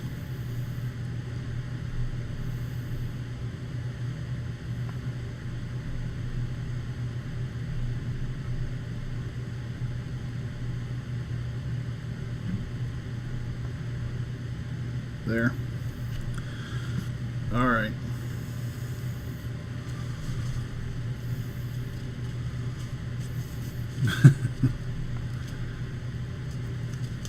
It's odd that the heatsink has a Peltier cooler. Well, yeah, this is the 110 megahertz, so yeah, that was the fastest 601 that they made production-wise. And they didn't really make accelerators for the 601 that were faster than that, unless they were G3 accelerators, aka that. Okay, hold on.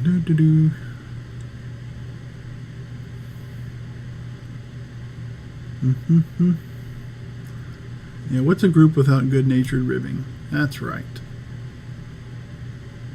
You paid for the iFixit kit, might as well use it. Yeah. I've never used a spudger for that. I mean, I can see, and I know you've spread it like that before. I've seen your videos, but see, Mike does it my way.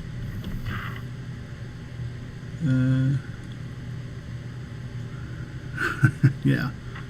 Jay, did you dislike my video yet? I have 3 likes and I have 7 concurrent viewers.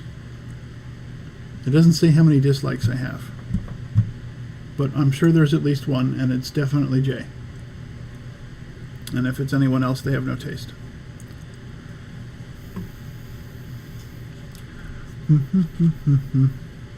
Remember the solder balls? Yes, exactly. Jay throws them away. Yeah, he he does. Bonfire. Yeah, it is. It's overclocked, yeah.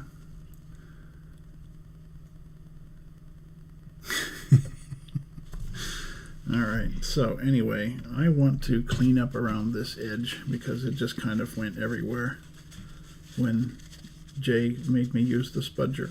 The bad man. The bad man made it worse. Oh, God. Alright. You know what? Let me... Oh, that's my old video card.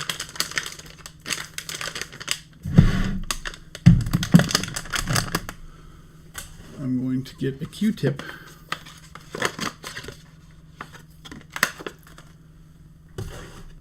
Because it's just going all over the place here.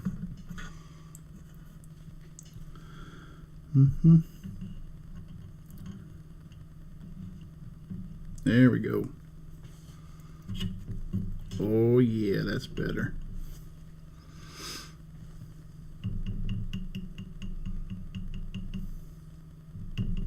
No, I just did that without thinking. Oh well, it'll be fine. It'll be fine. All right. Camera isn't very focused. Yeah. it was very similar to the Apple way.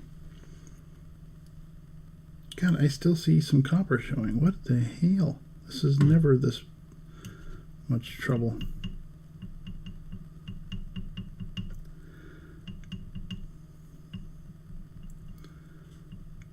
There we go. There we go. There we go. That is that. Just clean up the edge. I don't have a microphone or microscope, so you can't see what I'm doing, but I'm making it pretty.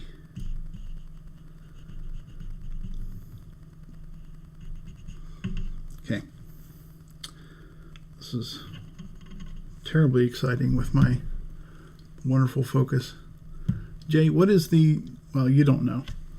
I was going to ask you what the Windows equivalent is of webcam settings, but you're throwing up right now, so.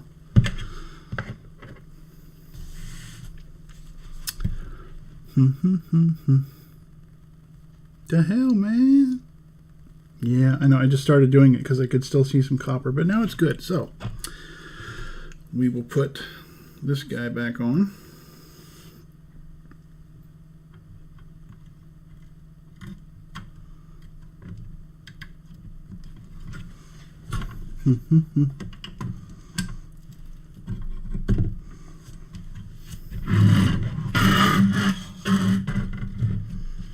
Sorry for the noise.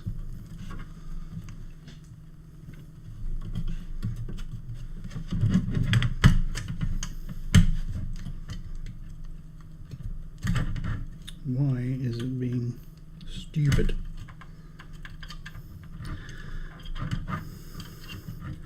Yeah, I'm not a fan of these types of heat spreaders, heat sinks, whatever. See, now that just made it worse.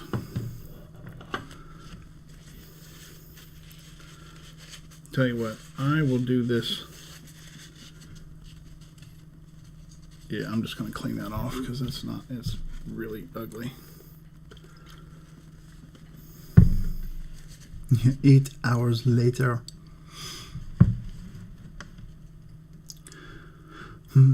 Thermal pads. Yeah, the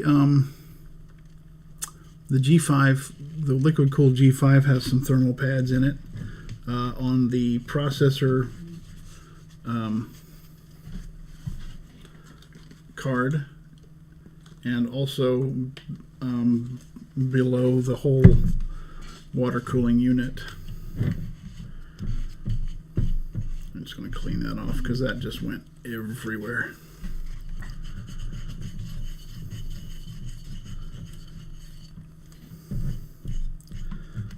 And I've used thermal pads on, what else did I have them on? I believe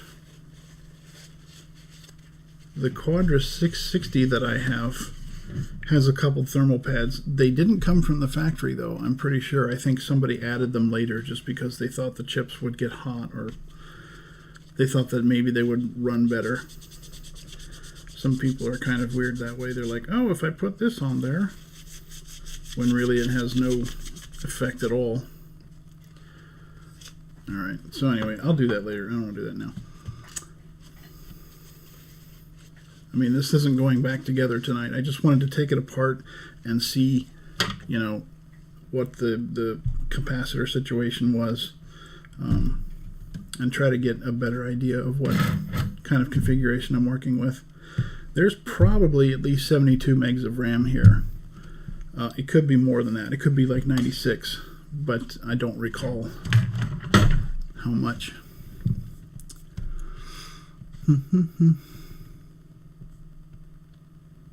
Yes, I said Windows. I did. The paste job was a loss. I'm just gonna call it. It was a loss because I tried putting this back on and it kind of slid and went. So I'm gonna do that tomorrow when I'm not like tired.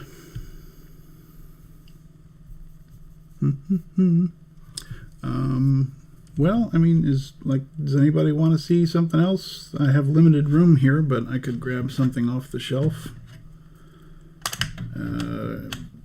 Get a little gadget or peripheral and talk about it or something. Or we could all just go to bed, depending on where you're at. Not together, but individually.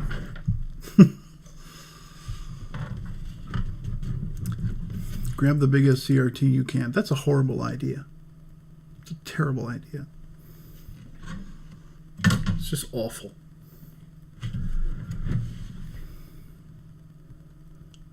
Well, it was never going to get finished. It says I'm inspecting. It's right there in the title, Jay. Hold on. I'm tired of going like this. Yeah, it said right in the title.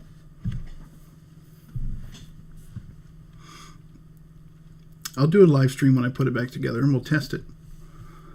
But I just got today, in fact, in the mail, my SCSI 2SD units.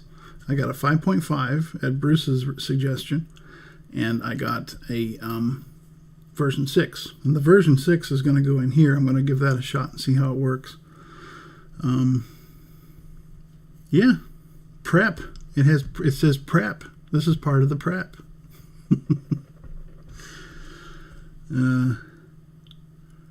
And trust me, like even if I did put it back together here, I don't have room like on the desk with all of my live stream stuff plus this plus other stuff to even set up a monitor for this thing, because the case is that big. I really either need a bigger workbench, which is a pain because I just bought this one, or I need to set up a tripod and some other stuff. And back to dislike. Well, them's the breaks. And you know how YouTube views likes and dislikes. They're the same. They're the same. I live on the West Coast. No Waltons here. Yeah.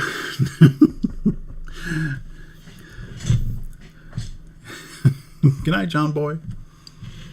Yeah. So I'm falling off my chair because I've been leaning forward so much. Yeah, so I think the SCSI 2SD is going to work nicely in here. I'm planning on running 8.6 on this machine, and that's probably what's definitely one of the best OSs Apple ever made. So I need to get a battery in here, and I need to get this chip put, or the heatsink put back on, and then we're just going to throw everything together, probably in another live stream, and we'll test it. But I'll have to do some major reconfiguring here. I'm going to have to try and find some kind of a mount to get this monitor off my desk so that I can at least see the live chat, see the stream, all that information. But I have limited space, so yeah, 8.6, man. That 3400 over there. I ran 8.6 on that for years, and only until the Power Manager failed and I had to buy the parts machine and switch it out, then I got a bug in my ear about putting OS 9 on it and see how it would run, and it's a turd. So eventually it's going to go back to 8.6 because it's the most stable machine I've ever had running that OS. One of the most. So FireWire USB good. It does, but the computer does not. There's no FireWire or USB on the 3400. So monitor arm, yeah, that's a good idea, and I thought about that. But the way this desk is constructed, it's basically a sheet of wood, and then there's a metal frame, and the metal frame is thin, but it extends way down. Like if the sheet of wood is here, the metal frame extends clear down to here, so there's no way you can put a clamp on it and tighten it. And if I get one of those that has like the big flat base, then again it's taking up too much room on the desk. So I need to figure out something. I may just, this is particle board or particle sheet wall, I may just get a VESA mount and bolt it to the wall, but I have to figure out whether that's going to be good for a general application or not.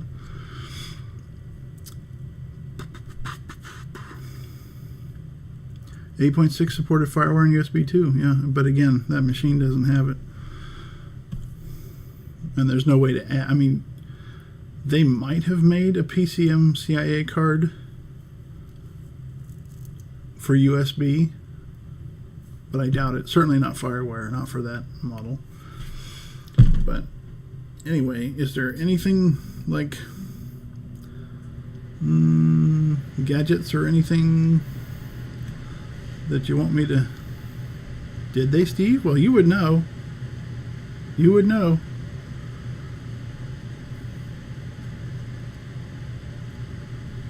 I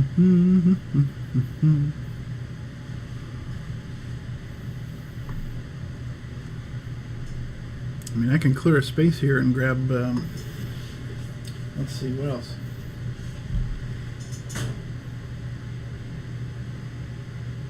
What would be interesting?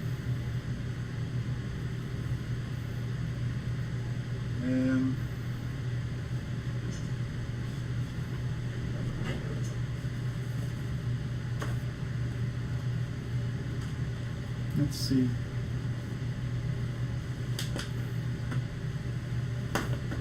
Steve will like this. Papa. Rup, rup. Come on, there we go. Oh my goodness. SideQuest drive.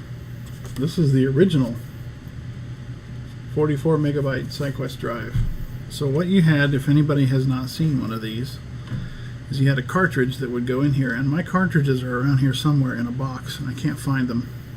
I mean, I haven't really looked for them, but you had basically was a giant plastic cartridge with what looked like and was essentially a hard drive platter inside, and it was removable storage basically. So back in the day, this is what we did our backups on. We did our you could transfer media this way, like if you had a large job that you've been working on, large being 44 megabytes or under, you could transfer data this way. And they came in all different speeds. I have a 44 and there's a 200 over there. So SCSI based. So you've got your dip switches here. You got your SCSI in and out here, so you could chain it to other drives. Cooling fan, and then your address. SCSI address was chosen right here with this little dial. You just turn that, and it chooses the address. So I think yes, there's a number there, but you can't really see it. Anyway, yeah, like a Jazz, which I got one of those too. But these were pre-zip disks, pre-zip drives, pre-Jazz drives. This is what we used for removable storage, and I used the heck out of them.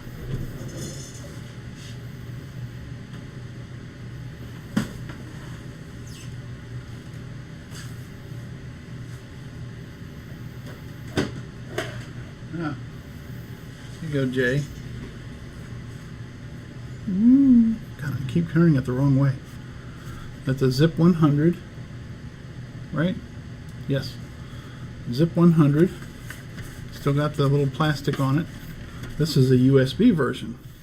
Now, most of the ones that I have are SCSI, but this one's USB.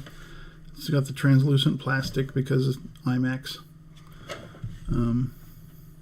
Zippy zip, that's right. And this one still works. This does not have the click of death. That label is very dirty.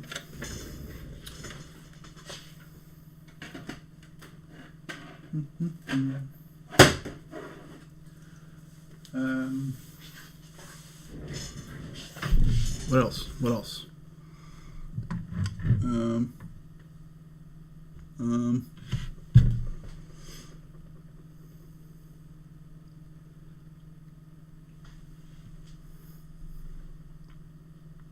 Anything else?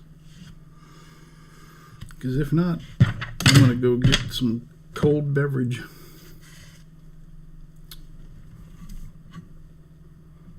Thanks everybody for watching, though. This has been really cool. These live streams are difficult to get used to, at least for me.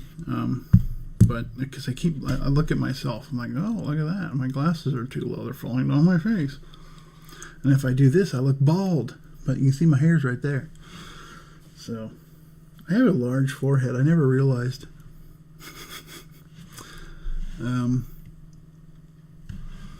I made it to 2 hours? Well, I'm approaching Steve territory, aren't I? Steve will start a stream as soon as I'm done. Well, that's fine. I'll watch it. I don't have to stay. I can stay up. I don't have to go to bed. Steve, I expect this to be as entertaining as usual. Steve's falling asleep. Well, I take that as an insult.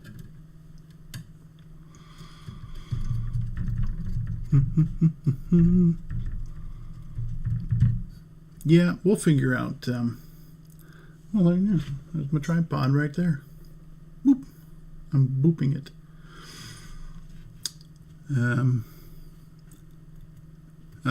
See, I need to do that. I swept today. I actually used the sweeper today. You spent 3 hours messing with the damn Quadra today.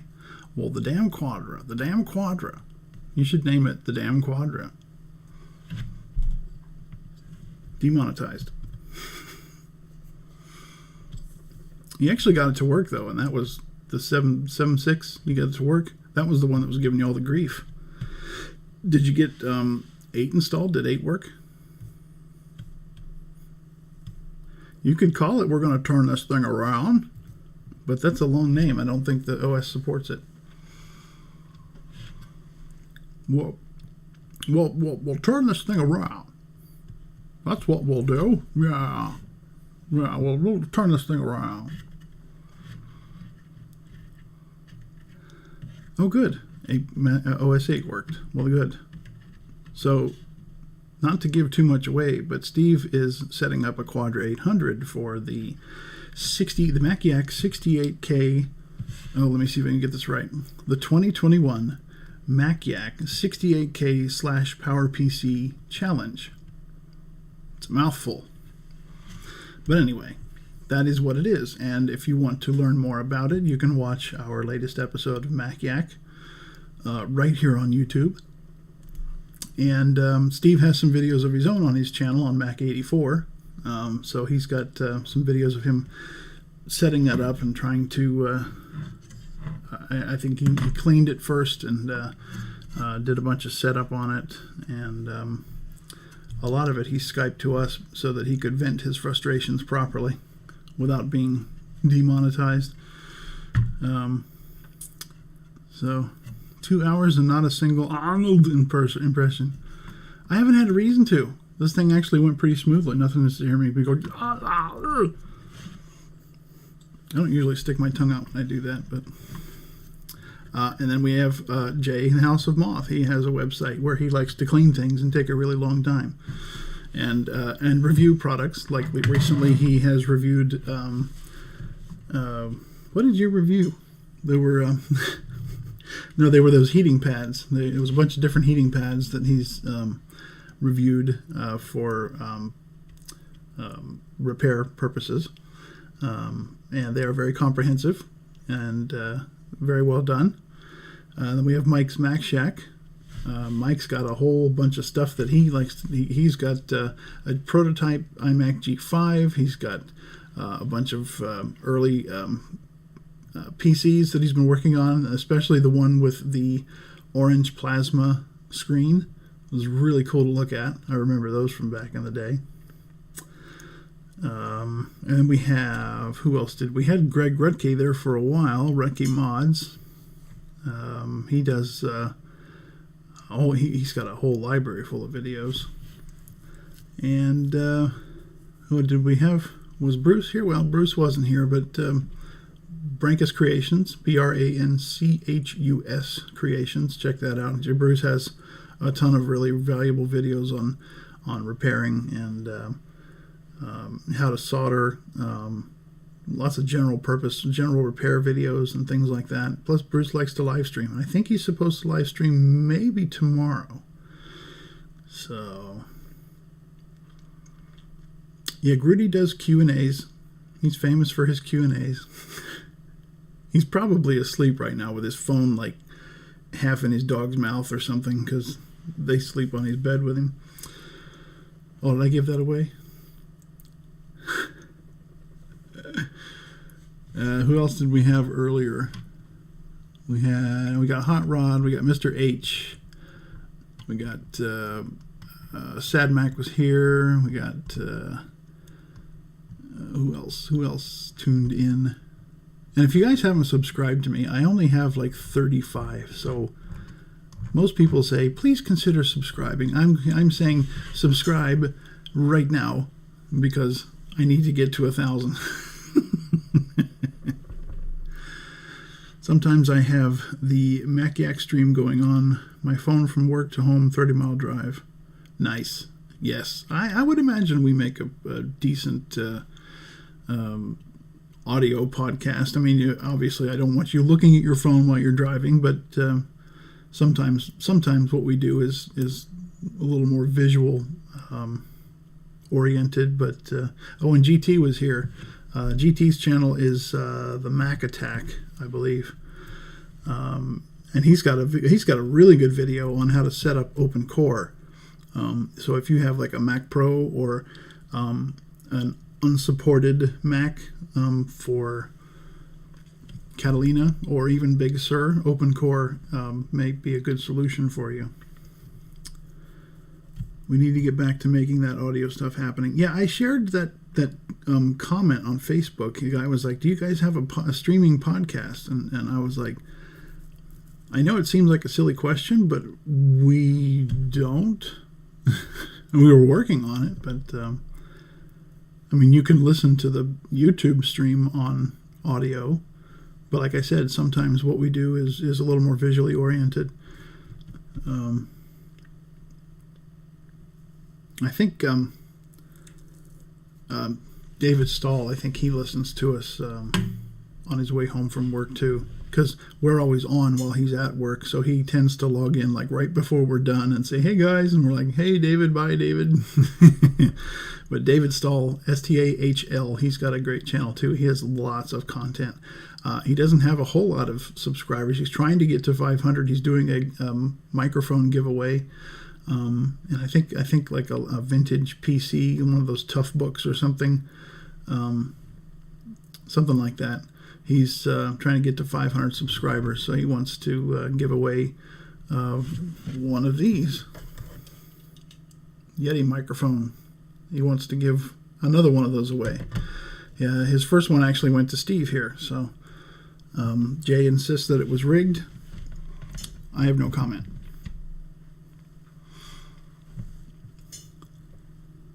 Maybe if Arnold told me to subscribe and smash the like button. You know what? I would do it. I honestly would, but I have a housemate and he's asleep because he has to work tomorrow, so I'm trying to keep it kind of quiet, and I have to do Arnold fairly loud.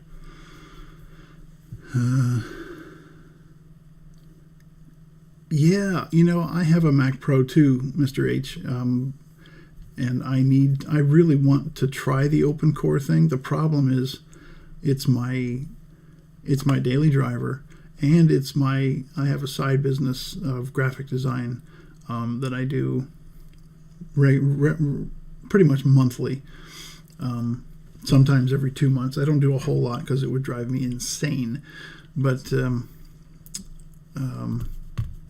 yeah, I don't want to risk causing a big issue. And I've heard that I use Adobe CS or Adobe Cloud, whatever they call it now.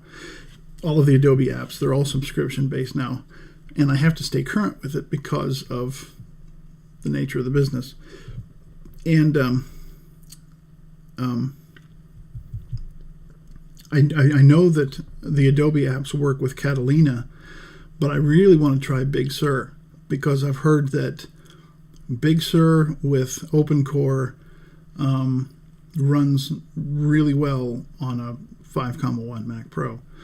So there's still a few bugs that they're trying to work out, but they're really close, they think, to getting rid. It has to do with DRM stuff and a few other things. But by and large, I've heard that it works. So yeah, there are no soft Arnolds. Runs great on Mojave. Yeah, I mean, I would either stay at Mojave, but the thing is, Mojave is going to be getting long in the tooth here eventually. I mean, I still have a MacBook that runs High Sierra, and it's fine. But it's still supported, but eventually, and I don't want to like do Mojave now and then like a year or two from now have to redo it and do Open Core. I don't like to mess with the system as much as I can avoid it. I just want to have it where it works and then just know that when I sit down to do something, I don't have to tinker, I don't have to mess with it. I'll tinker with this stuff. This is what I tinker with. My daily driver, I want it stable, I want it reliable, I want it to do what I sit down to have it do and not have to sit there and go, well, why is this not working? Let me try installing that and upgrading that. And yeah. Yeah, El Capitan is getting long in the tooth, but, well, it is, like you said, but there's a lot of machines. Most of these Intel iMacs over here will run it. Yeah. Yeah, I have no desire to use Catalina. None.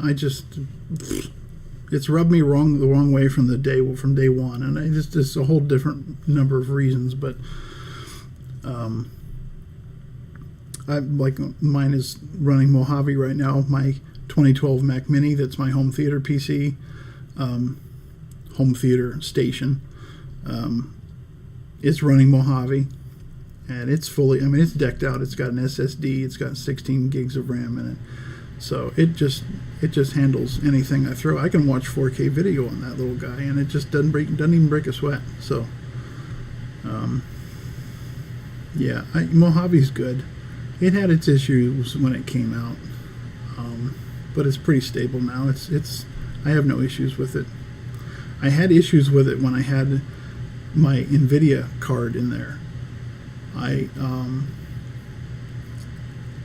Let's see, what did I have before? When I bought the Mac Pro, it had 4 GT120 cards in it. Now, obviously, none of them worked with Mojave because of the metal and all that stuff. So I needed something with multiple monitor support, and I needed something with a decent amount of video memory. I didn't need anything for games. So I bought a GT1030, and I put it in there, and Mojave just gave me fits with that card. On NVIDIA's site, they had a link where you could download the drivers for it, and I did all that, and then Apple would do an update, and the drivers would quit working. I'd have to uninstall the drivers, take out the card, put in one of the GT120s, boot to an older OS, reinstall the drivers, and something like that. It was just this convoluted mess of things that I had to do every single time there was an update, and I got sick of it, so I sold the card. I bought an ATI card. I don't get a boot screen, and that's kind of why I want open core. I don't dual boot, but I'd like to have that. And but yeah, Mojave and NVIDIA definitely don't like each other. On the forums, they were constantly talking about, well, when Apple gets their crap together, or when NVIDIA gets their crap together, the problem was neither one of them had their crap together, and they didn't have their crap together. So, yeah, it was just a huge cluster. It was a mess. You panic when it's not working. Yeah, it is, because you sit down, and if something doesn't work, then you're like, this is preventing me from making money. I can't do my job. So yeah, it's frustrating. No boot screen is kind of annoying, but I know when the light on my camera flashes, it's booting fine. Yeah, that's a good indicator. It's funny too, because when I had a platter drive as my startup drive, you could tell when it was loading. You could hear it. Now it's an SSD, and you can't. So, but thankfully it starts up pretty quick, so I know fairly quickly whether it's going to boot or not. And of course, it always does.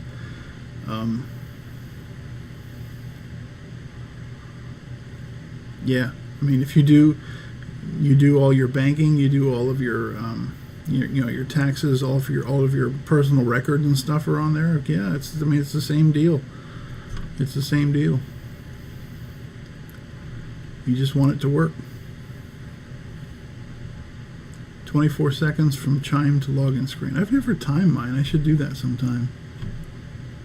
But I used to dual boot OS 10 and Windows on my old Mac Pro, not this one. I have no need to do that anymore. I don't need to use Windows for anything except for this, but this is my old gaming PC that I repurposed because I don't play games anymore. I don't, not into any of the new games. My Mac Pro is a NAS Plex server. Yes. High Sierra was the worst experience with VMware Fusion. Mojave has been good to me. Well, good. So I have my old Mac Pro first gen, the 1,1, and that is going to be set up with attached storage to be my Plex server. The only problem is it's either going to have to run El Cap or it's going to have to run Windows 10. So I think El Cap will work fine, but I don't suppose OpenCore works on those old first gens, does it? I've never heard of anybody using it, so probably not. Yeah, El Cap runs great as long as you don't install that January 2017 or 2016 update. Maybe it was 2018. Anyway, there was an update, and it's on Grudy's video. Grudy has a video. Rutgay Mods has a video describing how to put El Capitan onto a 1,1 Mac Pro, and it runs great. The problem is there's a security update at some point. It's the very last 2018 update. Okay. But anyway, if you install that update, it will brick the system, and you have to start all over. So if you use Greg's video, there's a link to the installer there, and you install that, and then you turn off auto updates, and then you'll be fine. Yeah, I thought it was a January. Yeah, I think it is January 2018. Yeah. So, anyway. No Linux? No, I have never used Linux. Ever. I've never used it because, it's probably more user-friendly now, but when I was into the whole, let's experiment with OS's thing, Linux was still one of those things where you had to, go line by line and install this and uninstall that and make sure that this is compatible with that. And it was a very, very user-intensive process of setting it up. Now, I know they probably have much more user-friendly versions now, but I just have no interest in trying Linux on anything. The closest that I will get to it is this guy right here, the network server. I have two of those.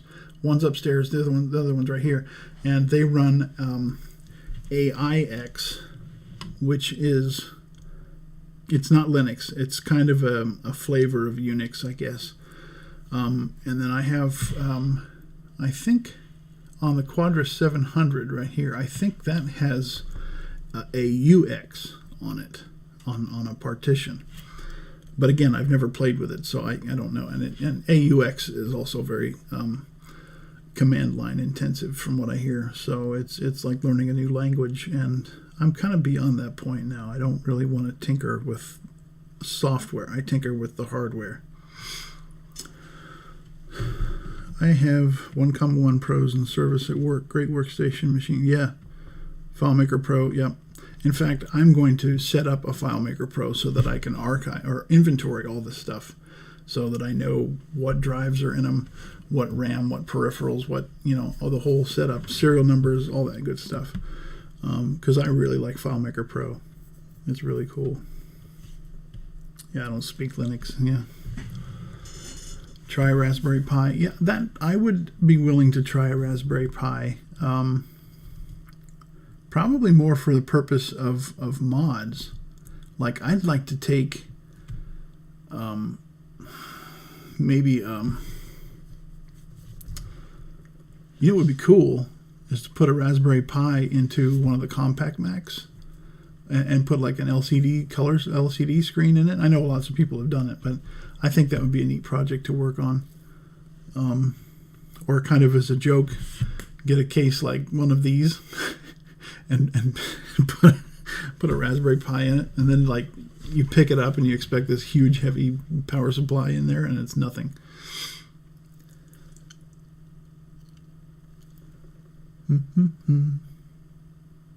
I'm fine with the Pi, but I need to look up every command I do. Yeah.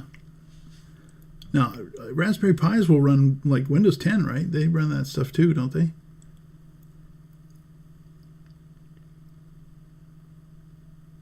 Can you do like a Raspberry Pi Hackintosh? I don't know. That would be kind of cool. Look how white I am. Hold on. Well, that's a little better. I guess I don't need that light on anymore. Oh, look how colorful they got. It's a wall of beige. Pi runs Linux. They are cool Amigas. Like put a Pi in an Amiga, is that what you mean? I mean, I liked Amigas. They were cool back in the day. I don't have any. But I used, when I went to college for a year. And here's why. I graduated high school, and I had this vision of myself being in computer animation. I wanted to work on the Pixar movies. I wanted to do all that kind of stuff. And so I went to a college up in Northern Ohio. And when I went there for orientation, we were supposed to get a tour of the art building where the computer labs were, so that I could see, what kind of operation they had going on there. This was 1994. This was fall of 1990. Oh, wait a minute. No. Yes, fall of 94. Graduated in spring of 94. I'm old. And so we went on this tour, and we got into the art building, and we're walking past the lab, and all the windows were papered over. And they said, well, the seniors are in there, and they're working on their projects, and they don't want to be bothered. They don't want people looking in and, blocking the light or whatever else it was. Come to find out that in that lab, they used Atari computers. The seniors got to use the Silicon Graphics workstations. They got to use the cool stuff. The juniors, the sophomores, and the freshmen all had to learn on these, and they really looked like iMacs. The monitor was like this egg-shaped thing, and it was like this gold and blue color, and then the CPU part, what looked like an LC, except it was kind of rounded, and it was also yellow and blue. I have no idea what model these things were, but they had no hard drives. You had to do everything off the floppy disk. They ran on that weird, like Commodore Pro DOS or whatever, GDOS or whatever it was. Very little graphic interface. So yeah, they were a huge pain in the butt. So yeah, that's not something they told us either. We didn't know that's what we would have to work on. So yeah, it was a big cluster, so I didn't go back.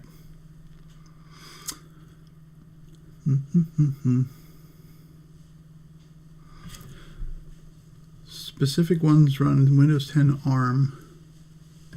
Oh yeah, well that's all right. I'm not really worried about it.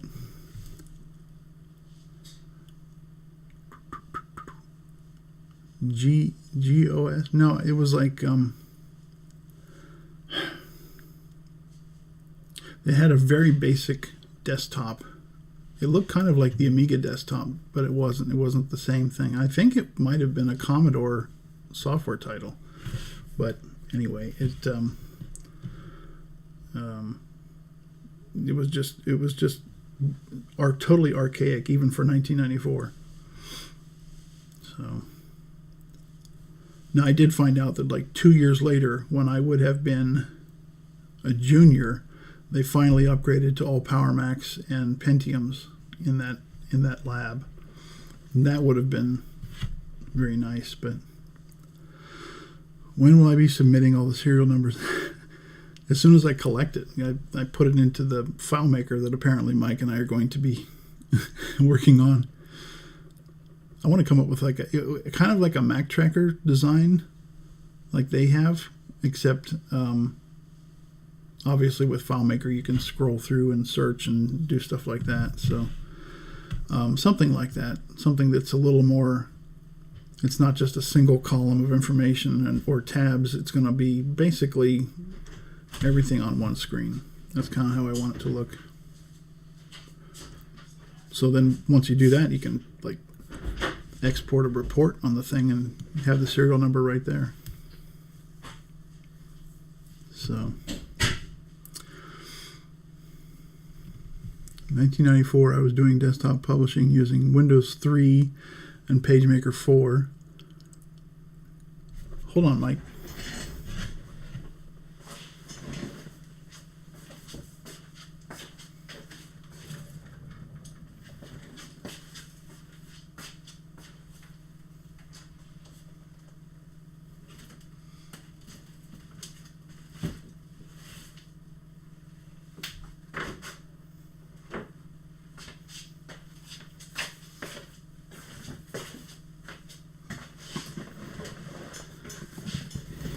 This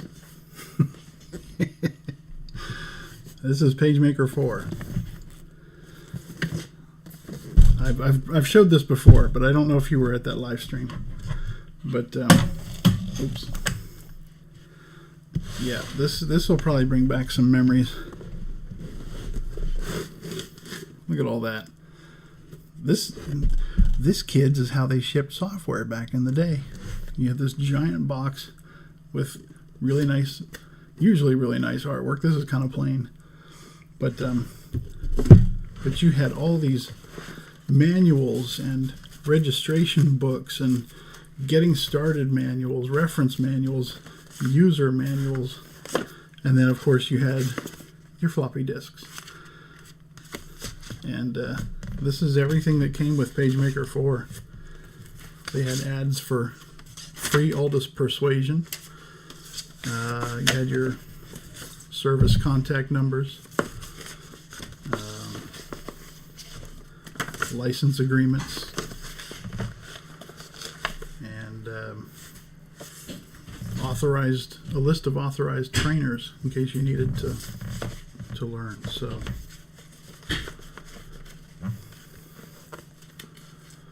all kinds of good stuff in here. And it was usually more colorful than this, but this was version 4.0. You have the version of 3 for the Windows 286. Nice. Yes, this was expensive. But, you know what? They didn't come out with a new version every single year. You bought this, and this is what you used, and they would release updates to it periodically, which you still had to pay for, but it was much cheaper. And so, but this thing is in really good shape. This says, it's got the serial number on it, not for resale, for demonstration use only.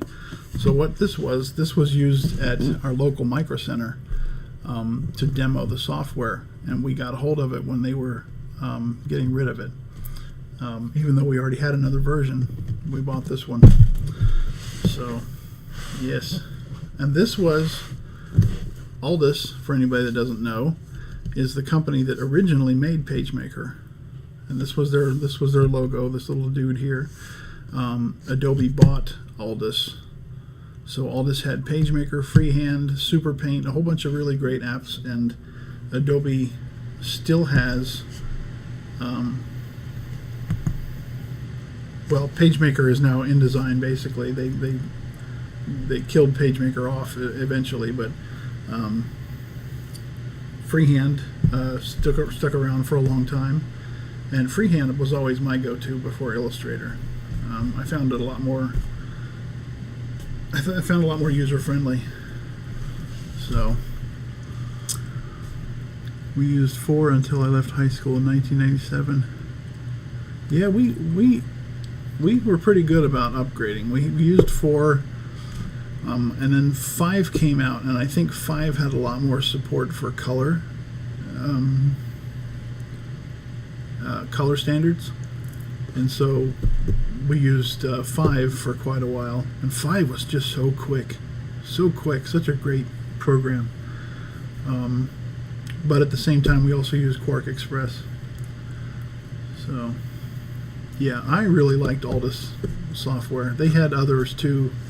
They had some higher end software for like the imposition part. Like I worked at a printing company, and so without getting too technical, they had some really high end stuff too that eventually got sold off. And Quark Express, yep, used to use Quark Express a lot. which they're still around, but you don't hear of anybody using it anymore. So, yep. Well, the cat's meowing at me again. What? What? What? Can you guys hear him? Hold on. Let me see if I can do this without him freaking out. Mike gets his cats on the stream all the time. Come here. Come here.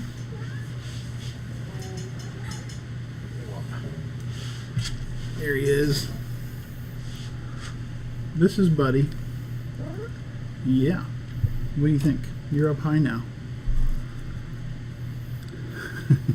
Giant orange cat invades live stream. You can sit here. He's weird. He's weirded out because usually I don't let him up on the desk, but he's like, "Are you gonna get mad at me?" Yeah. Look over here. There's a camera. Yeah. Yeah. You want attention. You want food, is what you want, because you are fat. Here, turn this way. It's okay. It's okay. Turn this way. He's like grabbing at the desk. I'm scared. You can get down? Yeah, don't put your butt in the screen. Let's go this way. Oh. So now he'll start meowing again. Yeah, he's a star. He's a star for all 7 people that are watching. Alright guys, well, I think he is a good cat. He's kind of a fraidy cat, but he's 15. No, he won't eat me. He's a baby. But I am actually very thirsty. My throat's getting dry. So I think I'm going to call it here. What are we at? What are we at anyway? I don't have the stream up. What's the time here? It doesn't show. Oh, there it is. 2 hours, 33 minutes. Yeah, I'm going to bed too here in a bit. So thanks guys for tuning in here. Like I said, we'll get this thing going for the challenge. We'll get the SCSI 2SD going. So, but that's all for another time. So I will catch everybody later, and we'll do some more stuff. See ya. Bye.